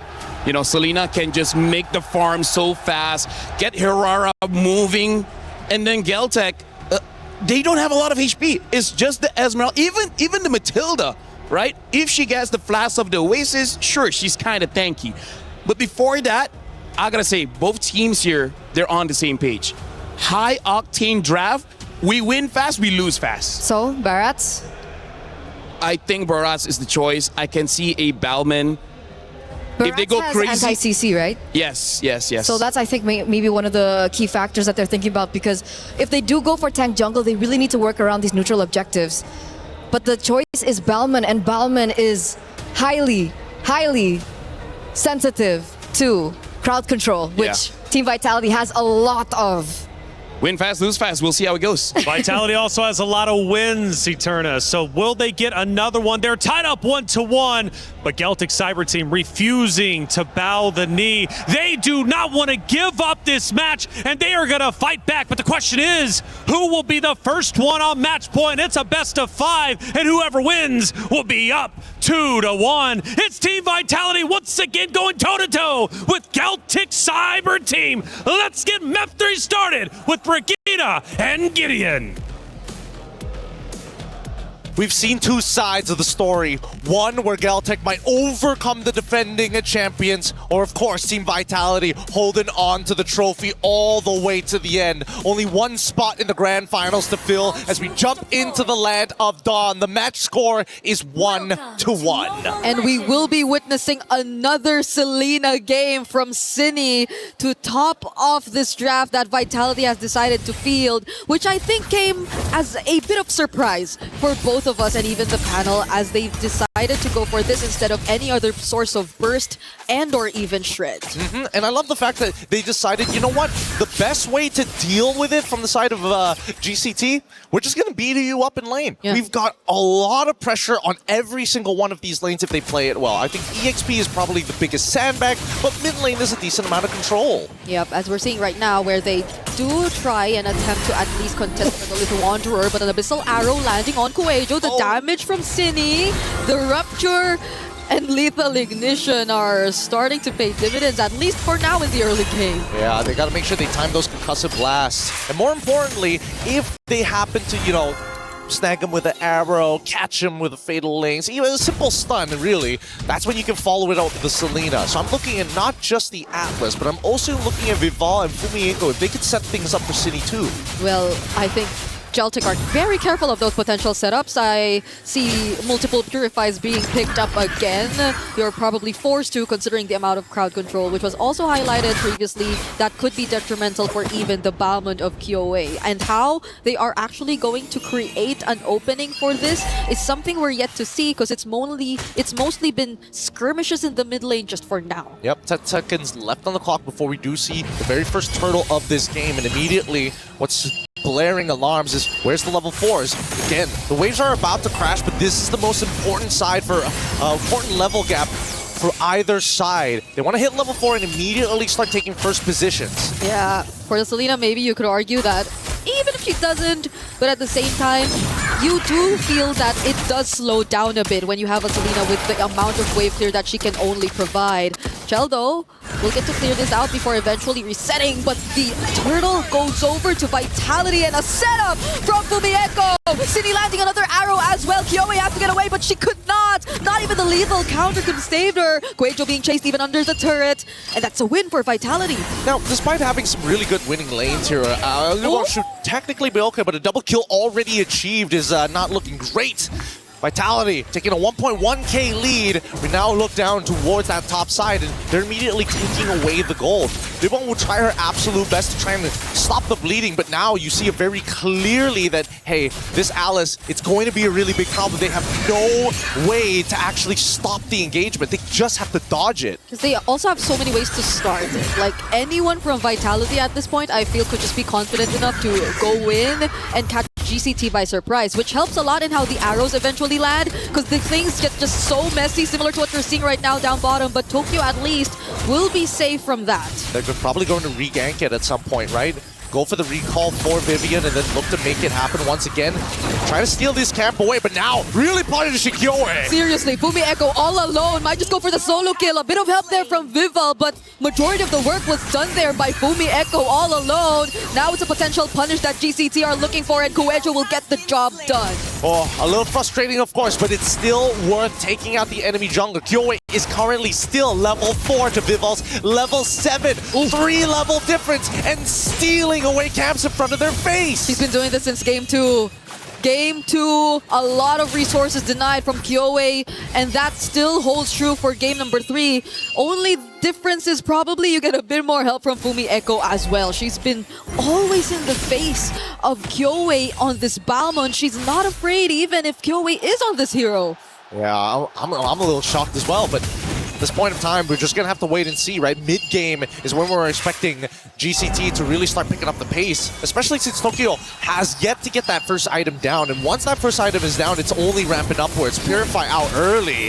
Yeah, that was even before the first objective. Cine 2, the way that she's been landing these arrows have, I think, influenced so much of how this is not the usual aggressive Lilia early game that you're seeing from GCT. Ooh, little counter dodge right there. Cine, another arrow connecting onto Kyo-Wei. The guiding wind might help, but Vivian will actually go for the setup. Will the follow-up be enough, though? It's going to be Kyo-Wei targeted first, and they will actually find the kill. From behind, Vival goes into, and that's enough to complete this wipeout for GCT! That was so clean. That was like so unironically clean. Initially, it was just, okay, we got this big clip coming in from Vivian, but really was there enough space and time for the rest of the team to actually collapse? And they said, you know what? Yes, we'll just do it underneath the turret. Doesn't matter. Vivian's got all the big battle spells out, and because they have no Purify, there is no escape. Everything, all the skills that they threw, the sequence was just too perfect for Vitality in that gang. You mentioned it, they might go for another try, and that was the perfect time to do it up against Tokyo, who is clearly struggling in the gold lane matchup right now. Another arrow, the burst! The burst is just a bit too much. Kwejo steps on another trap as well. Now we're starting to feel the lack of sustained heroes in the hands of GCT. Yeah, but they need the Flask of Oasis. Another arrow connects into a Fatal Links, but still manages to pull out with the help of a buffered Guiding Winds. These are the little mechanics here, right? You're just buffering abilities upon abilities, praying that the Chain CC has a broken link. No, they see Vival. Vival trying to go after Sonjke. That's a lot of members of GCT you spot out there, but she's still not afraid to just make her presence felt. And they can't even sit deep in enemy territory, or at least move up into no man's land to pick up the minions. At this point, it's pretty impossible for Kyo-Wei to try to go for a steal. She needs to close that level gap to make sure that her retribution is bigger. I'm going to assume probably close to level 10 would be most ideal. Oh, Tokyo! Purify already used! Still gonna be okay. Sonjke and Kyo-Wei too show up on the sides, but the damage on Kyo-Wei is no joke. Fumi Echo gets to get away from that turret, but there goes the Circling Eagle. They might not want to commit this though. Nah, this is a no contest. An easy no contest for Vitality. Going to deny the purple buff as well, and they're probably going to cut off the mid-tier 2 here just to make sure they secure mid-tier 1. Just how many resources have been stolen away from GCT at this point? Vival's movements across the map have been a bit too unpredictable for GCT, or maybe they just couldn't also keep up because of the pressure that she's been doing. Look at her up against Kyo-Wei. Even using... Oh, that wasn't the retribution. Oh! Yep. Was able to iframe her way out of the lethal counter! This is super silly. It is clear. It is clear. They don't remember every single one of Hirara's abilities. She has 4 to work with here. Gotta make sure that you remember all of them. There is a snare. There is an iframe. And most importantly, she has multiple dashes. Vitality taking full control. They've pretty much shown us how the matchup goes. Hirara being able to play around this matchup against the Balmond, but it's also just not the Hirara making all of this possible. It's everyone being able to just accomplish their laning phases successfully and not allowing GCT to do the rotations they want. And Vitality, at this point, they've got squatters' rights. They're basically camping in their home, sitting in their jungle, waiting for somebody to come, and just to be an absolute nuisance, they're not going to leave. Looking at the items right now, you could, I think, see how significantly behind the EXP laner and gold laner is. It's the sides that are feeling majority of the pressure, but there could be no comparison to the jungle. I think that's almost 4K that they have to deal with, but Vivian and Fumi Echo once again are gonna go in. They're waiting for the perfect moment, and there you go, Vivian! Without the Purify, sets up for Sonjke, but she still has the black shoes, but it's space that they want. It's space that they create to steal away more and more objectives from GCT. 6 seconds left. Oh wait, the arrow actually hits, but they know punish just yet. Kyo-Wei able to get out just in time. I don't know. This is starting to look a little risky here. A lot of the big resources have been thrown out from the side of Vitality. They're trying to back this off. The only person who can hold on is Fumi, and now they punish with Vival. Fumi Echo on a purple buff, by the way. Whoa, whoa. Oh, Yubon jumping in, falling Star Moon, but Chell also dealing a decent amount of damage. Vivian too, another perfect pair. Could she go for another setup? She doesn't have the flicker, and GCT are just gonna scramble away. This scramble is actually not really great for GCT, right? But at the same time, they kind of don't have a choice. They want to keep Vitality in check, and the only way to keep them in check is to be right up in their faces. Another falling Star Moon, Yubon and Kuejo trying to work hand in hand just to be able to get in, but Vitality let go of the lore just as they do so. They have other things to accomplish before they commit to that. Yep, they're going back to the fundamentals, reset up those waves. Look at that top and bottom side, both in neutral territory, and GCT are the first ones on it. However, with top wave pushing in, Vitality, are they going to get away with this? They're letting it go. They don't mind that top wave pushing in. They just really want to secure this objective for themselves. GCT will settle with at least a tier 2 up top, but maybe not even, because another Abyssal Arrow from Cine will connect. That's going to be Liubon, though, a very tanky XP lane. But this time, it's not just Cine. Vival shows up. Vivian's here too. Cine tries to run away. That goes the Fatal Links just to make sure they get out alive and pick up a kill, even before the Lord. Oh, it's so good. And Fumi, she doesn't mind. Look at her. The unkillable EXP laner on this Alice. Absolute monster. Underneath the turret as well. Vival getting really disrespectful from all sides. I don't know if we're going to be able to beat the fastest game just yet, but I feel like Vitality are ramping it up to make sure that it's somewhat close. If so, they'll have records of longest games and shortest games, both in their hands alone. But Vitality, that seems to be the case. They're keeping things fast. Vivian going in once again. There haven't been Purifies forced out just yet. Oh, there you go. Just as I mentioned it, 2 are already down. Yep, big, important spells here. And we know what's going to happen. You know, yeah. How much you want to bet? It's either the Throne Ruin or the Fatal Links. Which do you think is going to hit more targets? Okay, maybe I might just go for Fumi Echo right here, but they will focus on the turrets for now. They want to create space. They want to go for the base turrets, and that's exactly what they need to keep the pressure going for GCT. Just letting it happen. No wait, the arrow, it hits on the correct target. They move backwards, and yet still they maintain this pressure. I love the fact that Vitality plays textbook because they know they can guarantee the win if they just take their time. Yeah, they're not doing much of the risky plays. Everything seems very calculated from them. Even the moments where Vival does things like this or dives. Fumi Echo only showing up in the back lines, but there goes Vivian with a 2-man setup, and Vival is already godlike. It's a double kill, which she actually picks up, moving on to a triple and a maniac. Can she make it a savage? Yubon's the only target left, but they're gonna respect. They're gonna play it by the book. Flying clouds to where? She wants to clear the wave, but she cannot. It's a savage for Vival as Vitality take match points. Insane game there. Vival coming out huge with a savage, making it look easy at the same time. At this point, it's Team Vivality at this point, right? Hirara has to make her way back to the bans. It's gotta be banned. After what happened here, I doubt GCT want to go through that. It's all over again. Ridiculous plays here coming in from game number 3 to turn it 2-1. We look at these plays and we see, yes, the Fatal Links hint into 2. Even the Throne Ruin to kind of make sure that they stay apart for half a second before we see the full combination from Vival. 10, 0, and 2. A literal perfect game coming out of this team.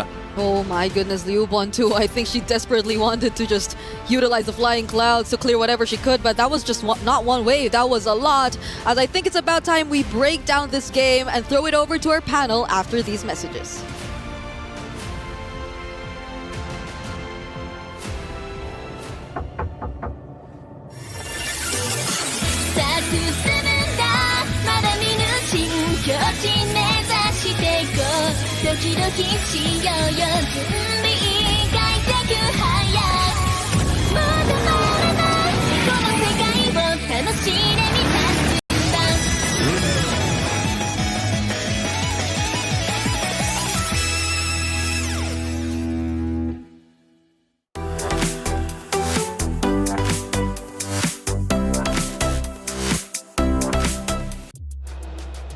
2 fast games put Vitality on match point, 1 map away from moving forward to grand finals. Geltek Cyber Team are going to have to dig deep, win the next 2 if they want also their spot into the grand finals.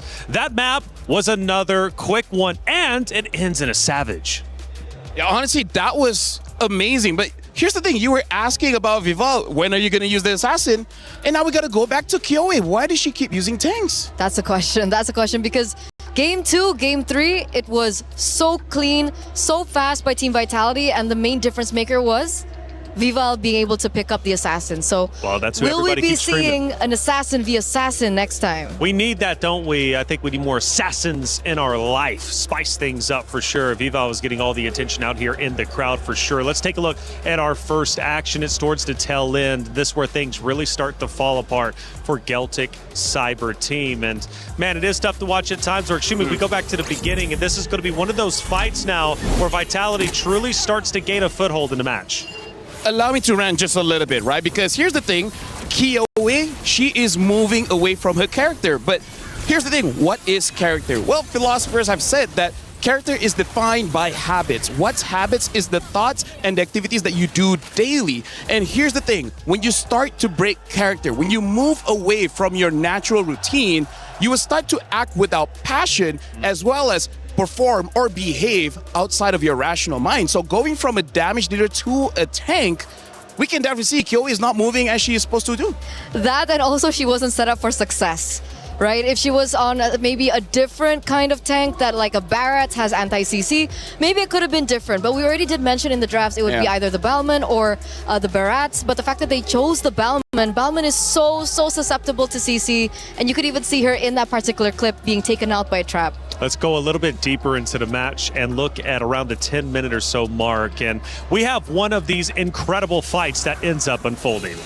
Yeah, this was the make it or break it moment, and at this stage in time, man, if you don't expect a big play from Fumi Echo, make sure that you expect it from Vivian because she's sure to get that Phalanx in, even under turret, and then the collapse after that was insane. This was the moment when the Maniac hit, and then she only had 1 more left.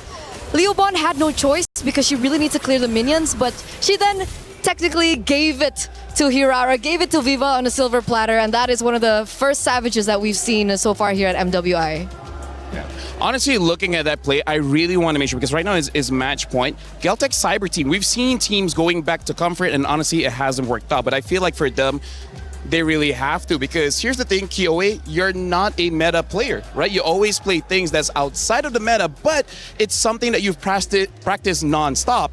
And I also feel like Cassius have seen that, right? That's why we see an unorthodox ban, banning out the Baxia, banning out the Owls, and then eventually even the Yi Shin. We were talking about if the Yi Shin was there, maybe they would do well. So is this one of those cases, you go back to map 2, the Hero Select actually benefited Geltek.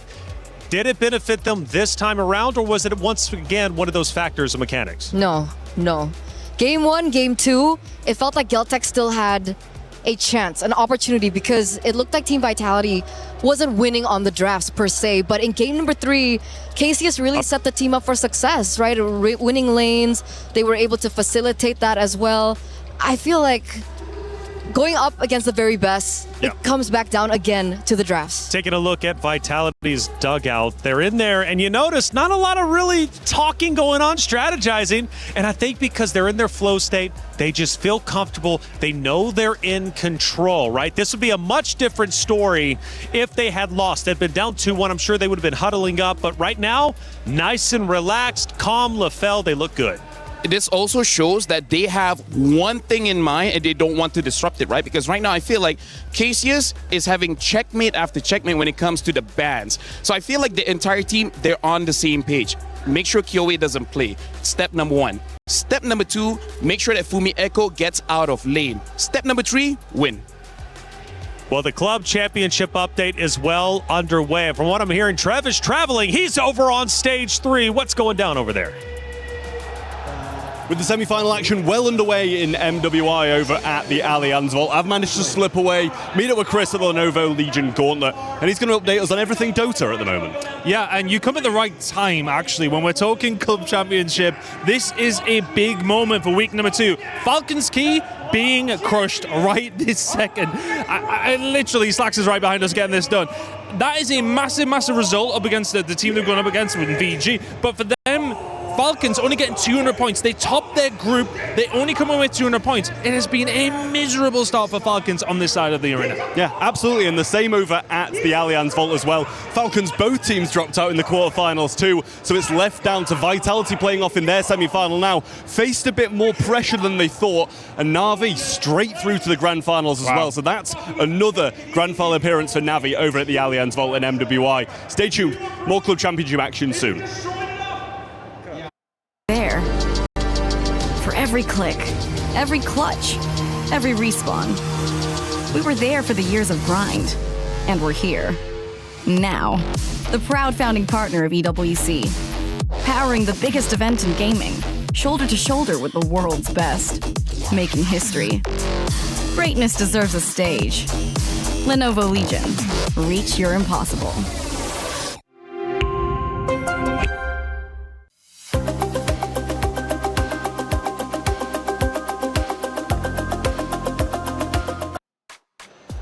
Thank you, Ton and Trev, for that Club Championship update. Vitality circled up. Let's get back on that stage. They're ready to go. Again, they're feeling confident. They're feeling comfortable. Just a touch, by the way, on that little interview that we had over on stage 3 with Trev and Ton. Falcons also getting eliminated early.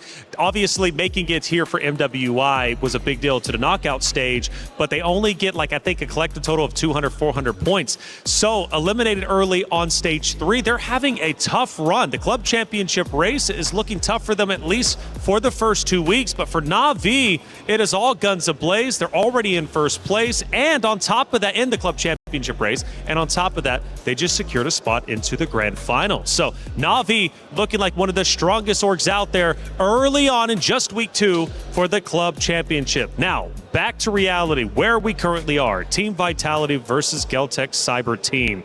It is 2-1. Vitality is currently up, and Geltek needs to come back. The pressure is at a boiling point for the Geltek Cyber Team ladies. What's the game plan here?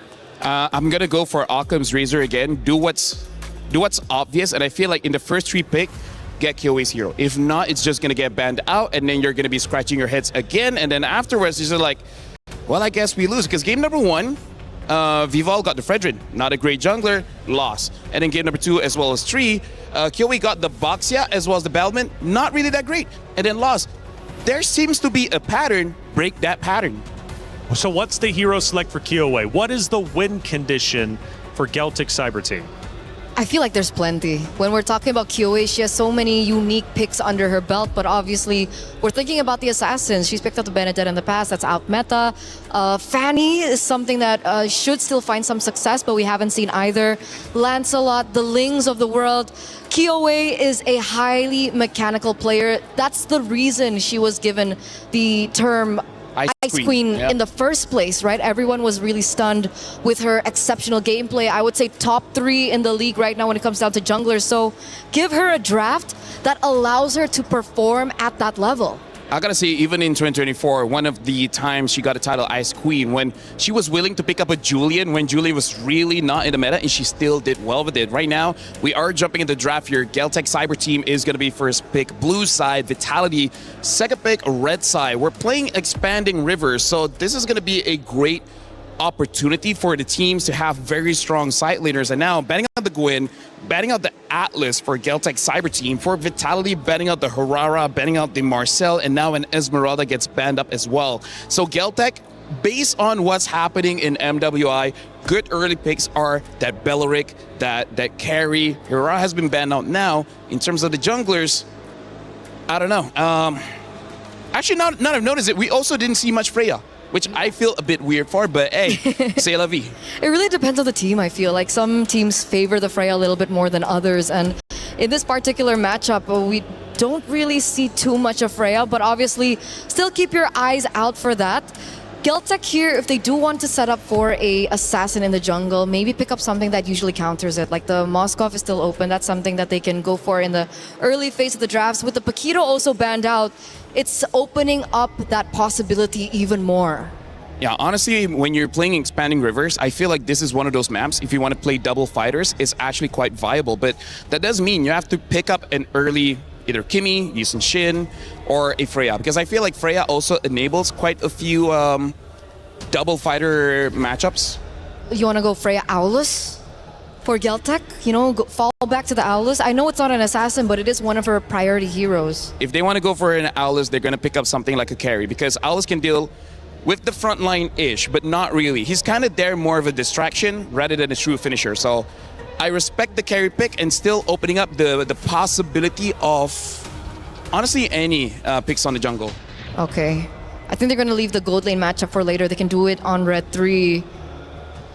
What is a hero that is left open? Do they want to prioritize their mid lane here first? Do they want to go for something like the Eve that has found them success if they want to control River?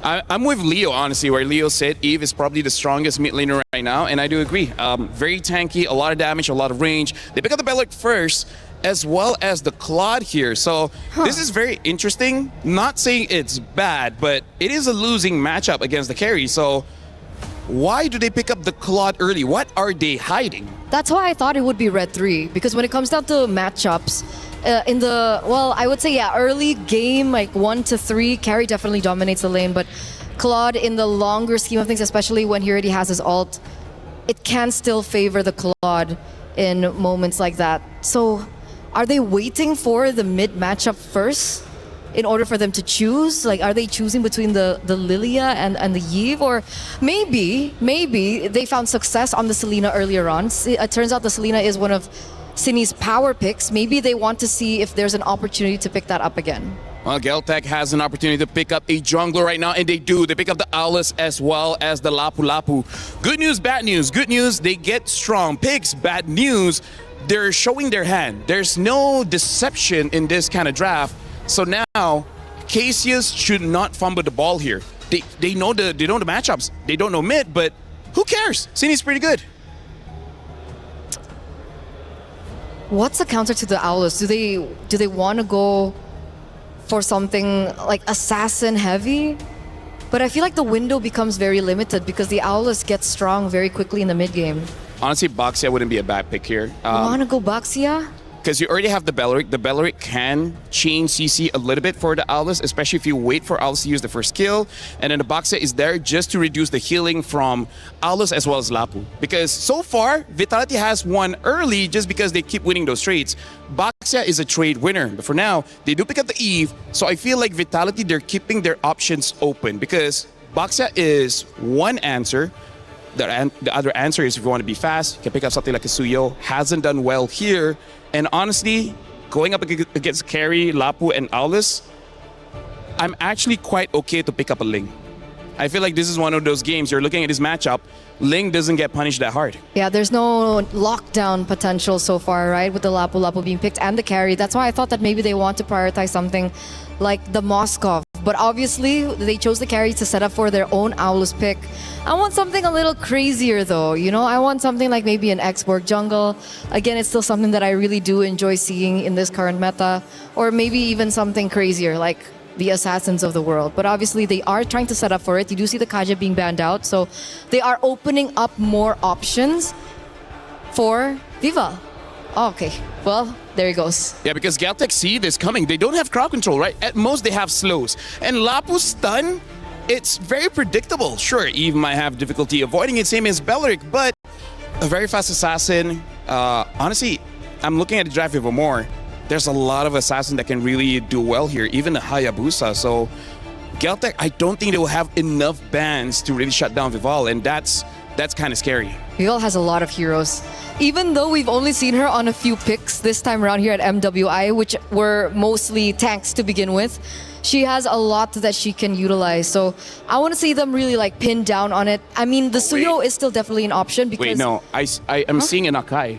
Akai is available too. It is. They have an Eve as well as a Claude. They have enough damage, right? And they, with that Akai, they can punish all three heroes of Geltek. Force, carry, purify. Honestly, just shut down QA and then you're good, right? Start QA with 0, 3, and 1. you're off to the races. And now even the Lilia gets banned out. So this is looking more and more like they're setting up for one more tank here. I mean, gets banned. Okay, you know what? We know each other so well. You know, at this point, we're in his ears somehow. Somehow, some way, the Akai gets banned. So, again, Suyo is an option, which is why maybe they banned out the Lilia, right? Lilia, heavy burst, heavy damage in the early stage of the game. Suyo, very susceptible to that early game magic damage. So they set up for the Arlet first. That would have been a perfect Akai pick in if they were able to combo it with the Arlet as well, but it's not going to be available to them right now. Yeah, I actually feel like maybe even Beleric is enough-ish for this Arlet as an activator. Because other than that, I really don't think there's too many more junglers that can really activate for the Arlet. So now for Geltek, they need a very heavy front line here because Lapu can dive, Aulus can stay in the front, but not alone. He needs a friend. So what is going to be a good friend here? I think a Gatot would be quite well. Other than that, am I missing something here? Atlas is banned, Beleric has already been picked. I don't think there's room for Minotaur. They go for the... Okay, listen. I know there's a lot of NT tanks from the side of Vitality, but the Glorious Pathway negates the slows coming in from the RWM, so maybe. And here's the thing, Geltek, they want to play how they usually play, which is force fights. I move forward, you fight me back. You die, I die, someone wins. Which is why the Beleric is still really good in this matchup. Yeah. Because that's what they want. They want people to dive onto him. So I'm surprised with the next picks as well. I'm surprised with the Valentina pick. Obviously, you can pick up the real-world manipulation. It could definitely put things in your direction, and you can also copy the ultimate from Arlet. So there is creativity and playability for this Valentina to work. Yeah, and now the Nolan gets picked up. So again, the story of the entire series here, win fast, lose fast. Although I do have to say, this time, both teams have pretty solid scaling, so we might actually go to the late game, maybe 70 minutes. Will the lights finally go out on the dark horse roster run of Geltek Cyber Team? Or will the sun shine on them one more time to force a Game 5? Or is this when Team Vitality shuts the door on their competitor, moves forward to Grand Finals, and once again secures a championship? All that and more to figure out as we head in to Map 4. It's Team Vitality versus Geltek Cyber Team. Brigitte, Gideon, let's see what Map 4 is to bring. And we're excited to bring you all the action here from the land of Dawn right to your screens here at MWI. The defending champions, as already put, with a composition that's looking pretty good, but I gotta give it to Geltek. That second half really caught me off guard. I wasn't expecting the Valentina and the Hylos to really pull this comp together. It completely changed our impression of how the game could potentially go, simply because I think it was also able to, if not balance out what we thought were lacking, but also complement the idea that we were expecting from them. It's looking like a really rundown type of composition that you could just expect to fastly move around the team fights. Yep, speaking of fastly move, we're already seeing right here, right now, they want the Lethal Wanderer bad, but Nolan is nowhere to be seen. And with that, that's going to give you plenty of information as we see Nolan going vertically into enemy territory. Oh, they're gonna not meet here in the purple buff. They were completely aware of the movements, and Guejo's probably gonna catch it a bit too late. That's okay, it's still at least retribution away, and then you're gonna run. And there's nothing you can do. Yeah. Nolan's particularly hard to catch in the early stages of the game, and now that he has purple buff, even more so. But now we start looking towards Fumiko's lane. A really nice freeze and a good call by Liu Leon to say, hey, you know what? Get your boy, get everybody here. We're expecting another engagement. Help me get this wave out, and then we can go back to neutral states. Yeah, they're playing it both aggressively on the sides, but they are not overstaying for too long enough to get punished because GCT, seemingly with the rotations that we've been discussing or with the lineup that they have, could be quick to do just that in order to provide some respo. We're seeing once again another attempt potentially up top, but Vival has different plans in mind. Vivian and Vival are just trying to scout out Kyoe. Yep, I mean, for the longest time, Kyoe was already revealed on the map, and Vival right now has some decent damage, but needs to catch Kyoe without her cooldowns. It's the only way they're going to be able to make this work. That's what I'm thinking. Does Vival actually burst down Kiowe, especially if they catch them off guard as the Nolan, because I feel like that could be one of the go-to plans for Vitality if they want to make things a bit more simpler on their end. They absolutely can, but they need Vival to have a lead first. Damage reduction is a really powerful stat, and only very few heroes actually have access to them. Luckily, we got 2 of them already in the Lapu Lapu and the Aulas, making it a really big difference in how long these fights are gonna go. Man, that Concussive Blast is doing a lot of damage. Yeah, they poked down Cindy to half HP, forcing her to recall even before this objective. I think at least Chell has been able to double lane to a certain extent, so Vitality are just really focusing on the farm, at least for now. But oh, wait, Vival might find Tokyo here, but at least Tokyo does get to find a way out with a flicker. Oh, luckily, denied that second wave, and this will mean that the grab does go over into Claude's hands. Now the next fight begins. Liubon, bravest fighter. Vival's actually very low. Vitality have very little ways to contest this, but do they actually find a way around it? It's a no. Kiowe still secures it with the Retribution. Vivian has to flicker out, but Liubon and Kiowe are actually going for the chase. That's going to be first blood for GCT. Okay, not bad. At least they get 1 into Vivian. Not exactly ideal to lose one of your team members, but at least Vivian hit 4 before she went down. Timers are still very low. 4 seconds, she's already back up, and now attacking on the bottom side. Guess what? Claude ain't that easy, especially with fighter emblems. So much sustain. But I think that was a huge advantage, really, that GCT got to make out of that simple poke they got to do onto Cine, and even the reaction from Vival. So now they've somewhat gotten a bit more control across the map, but Kiowe looking very low. Still not enough to take her down. Yep, the people who want to burst her down can't catch her without the cooldown. Everybody else just doesn't have enough burst to finish her off. And even so, we see that GCT, honestly, this has been a very honest game from both sides. No sly movements, no overly thought out plans. It's very straightforward. We're looking to play it and keep it simple. Vitality. So far, we've only seen the biggest play, Vival trying to catch out Tokyo. I don't know if they're going to be able to do that again, but they're readjusting to move a lot of their forces to the top side of the map. Yep, we might see a bit more of that come, especially here towards the purple buff. Vitality are not letting go of this push. Quejo already has to deal with a bit of damage, but now they're going to respond back with the Glorious Pathway. Vival, though, just goes right in. There's a Cleaving Axe as a response from Kiowe, and I think they denied the purple buff, and the real world manipulation too falling into place. The stuns from Liubon are actually going to connect. They find the trade onto Vival, and now City and Vivian just have to escape, but do they have the tools? This is Liubon going for the chase. The stun lands, and that's another kill over to GCT. Beautifully played by both sides, but most impressively, Liubon was able to respond in time to catch all 3 of the members into the Raging Slash after the Bravest Fighter, and now they look for turrets. Oh, Fumieko does use the final slash, will get away safely, but is very low on HP. Might not be able to set up for this turtle, and even Vival doesn't seem to be ready for this just yet. Vivian will be showing up, however, and City is back too. Oh, they're trying to zone them out here, and they successfully do so. They get, oh no, not a full reset. And unfortunately, Vitality will take the turtle off of that. GCT, a little unlucky there, but so far, this is why Yves is one of the best mages that we have in the meta. Are they going to be able to catch this? Oh, they give up that tier 1 down bottom in exchange of the turtle, since Chell had to participate in that too. Warak's pickup already there for Fumieko. Could Vitality potentially be a bit more aggressive now in terms of the team fights? Because so far, based on what we've been seeing, it's more of like a back and forth between GCT, but it's always GCT being the first to actually position themselves. Yeah, and better yet, they've been taking the initiative as well, right? They're not just going to take it lying down anymore. They're continuously trying to find opportunities. Vival looking to intercept Tokyo. Oh. Rest of them zoning them out. Vivian has Flicker, so she's going to be fine, but that's a pretty big battle spell to lose. This top side, they find it. Great patience from Vival.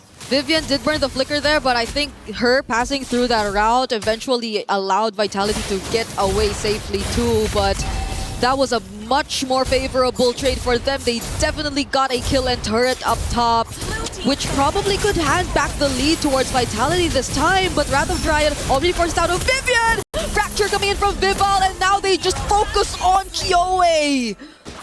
The strength of the real-world manipulation is something you're really seeing when Vitality decides to punish. Yeah, but GCT, they gotta make sure that they do their due diligence, right? They gotta remember, if Vitality's making like a, oh, if we think this person is solo, would a solo player be walking up this far up? Never at this level of play, never in high level, unless they're trying to get into your head. Then there's another layer to add. This is currently a lead that's already back in Vitality's hands. It's just continuously going to grow from this point onwards as we look at Chell already prioritizing the DHS on the Claude. So you could really expect that they might be prioritizing a bit more of the fights early on rather than just scaling in a bit more of the macro. Oh, but the Glorious Pathway is already used by Quejo here. They just want to make sure they get out of this safely, right? They don't, it looks like they're not going to go for the contest because they don't have the first position. Neither do they have enough information about whether or not they can walk through Tribe Rush or maybe through mid lane. It's just not worth the risk, especially after what Tokyo had to go through. Down by bot side is going to be a upward spiral for Kyoe, right? Just gonna have to farm as much as she can. Unfortunately for a hero like MWI, the jungle just isn't enough. Similarly like Nolan, you gotta go into the wave every once in a while. But this Nolan also picked up the Malefic gun just now. So you could expect a lot more damage. It's currently being surrounded though, but there will be help. Vivian too, coming from behind! That's Wrath of Dryad! The final slash did not connect, but I think it's gonna be enough to at least take down Quejo. GCT did not expect that quick rotation to come in from Vitality, and they still want more. Vivian going for the chase. Fumi Echo dashing in with a vengeance. Chell who ends up blazing duets. Fractures from Vitality. Damages everywhere to take down 3 from GCT. Real unfortunate here. Oh, hey, Luon, they're going to make a try, but unfortunately, if you're not going to commit the flicker, it's just not enough. Oh, Tokyo too, trying to find a trade. She does find Fumi Echo, but they lose out on too much. I mean, at this point, Vitality understand they've all the early game heroes who've hit their power spikes, they're ready to go. But even better, if you pull up the item list, I'm fairly confident that Vival is already like 2, maybe 2.5 items, arguably 3 items at this point. Yep, we get to check that later on as Quejo just tries her best to clear this minion wave in mid, and there you have it. 2.5 items, now slowly building up. Oh, whoa, Chell, let's calm down here. Yeah, it'd be a really bad time to give over a shutdown over to GCT at this point of time, because we look at GCT's items, right? Lubon is kind of the only one who can really compete with some of the members of Vitality. It really depends on the advantages. On the opposite end, Kyoe, 2 items, but not enough attack speed to really start benefiting off of all the extra benefits from MWI. Not to mention that it's going to go for the endless battle. Just need a little bit more burst to sustain through the power, sustain through the pain. Yep. So at this point, it's really Lubon who you probably expect to lead the charge, if any, for GCT. But do they really want to risk it at this point? Because they get spotted out in mid. There goes the real final slash, already committed onto Quejo, but that's just space. That's just time that Vitality are able to buy. And they move away. 3.4, 3.6 now as it continues to skyrocket for Vitality. I'm expecting it to end up closer towards 6 to 7k. The 7k depends on whether or not a fight breaks out, but 6k if they get all the outer turrets from this point onwards. Yeah. And I think that Vival, very happy with everything that has happened. Nobody can stop him, right? There is only one Kyoe. Nobody else has a point-and-click stun. And even Versailles still needs to apply the Terrify 2 times to trigger it to happen with a Shadow Strike. So, I don't know. Vitality, the way that they're going in and out of these fights, it's just too much to deal with. I guess at most it's if you get the Wrath of Dryad or the final slash, but Vivian actually goes in to use it first. They really want to take the space turret. Chell trying to focus down on this objective, but still GCT are heavy on the defense. Kyoe pushing them away. Lubon jumping in with the bravest fighter, but the Land Shaker does not connect onto anyone. GCT are forced to disengage. Unfortunate. They really needed that Land Shaker to connect to Cine. But now, underneath the turret, there's still a possibility of that final slash. And I'm waiting for that big play by Fumi Echo, but I think that Vitality says, hey, calm down, girl. Not right now. Not right now. Wait till the next Lord. I guarantee you GCT is going and walk out. I think they're trying to constantly remind each other to just not give any openings to GCT, especially now that we're finally seeing that 6 to 7k gold lead that you've previously mentioned as expected. But even the panel too, they also brought up a point about this potentially getting to the 16 to 17 minute mark, but I am not sure if Vitality want to make it to that point, especially now that you're looking at a lineup which could really heavily scale into the late game. Well, there's only two ways that can happen. Either number one, KOA somehow steals the Lord, this next upcoming Lord. It's the second one that's spawning, by the way, so it is kind of difficult to chunk down, especially since Vitality are all over level. Wait, speaking of all over the place, they're actually trying to pick a fight here in the orange buff. KOA already bursted down heavily by the damage coming in from Vival, whereas Boomy Echo trying to go in a 1v1 versus Tokyo, but the blazing do it from Chell! She barely made it out alive there, but the damage is going to be enough. Vival trying to go for more targets. There goes another kill onto Tokyo, or KOA as well. Did GCT really want to fight them there? Honestly, looking at everything, GCT came out on top. Yeah. They were 6.6k down, got an even 50-50 trade against their opponents, used the same amount of battle spells, the same amount of ultimates, and yet came out despite the huge economic lead coming in from Vitality. We'll have to look at the spread of where the gold actually is. I'm guessing most of it is actually on Vival, but a really good attempt because now, by the time the Lord actually spawns, it's a full reset.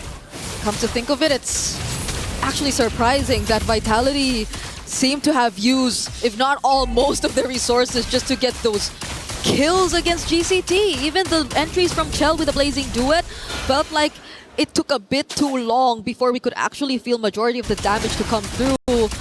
But at least Vitality still get the advantage in terms of the Allure. The Lord was inevitable. I would have liked to see GCT actually do the exact same move, but just maintaining that distance constantly, playing the footsies against Vitality just to make sure, hey, you may get first position, but at least we know all of your first positions. Okay.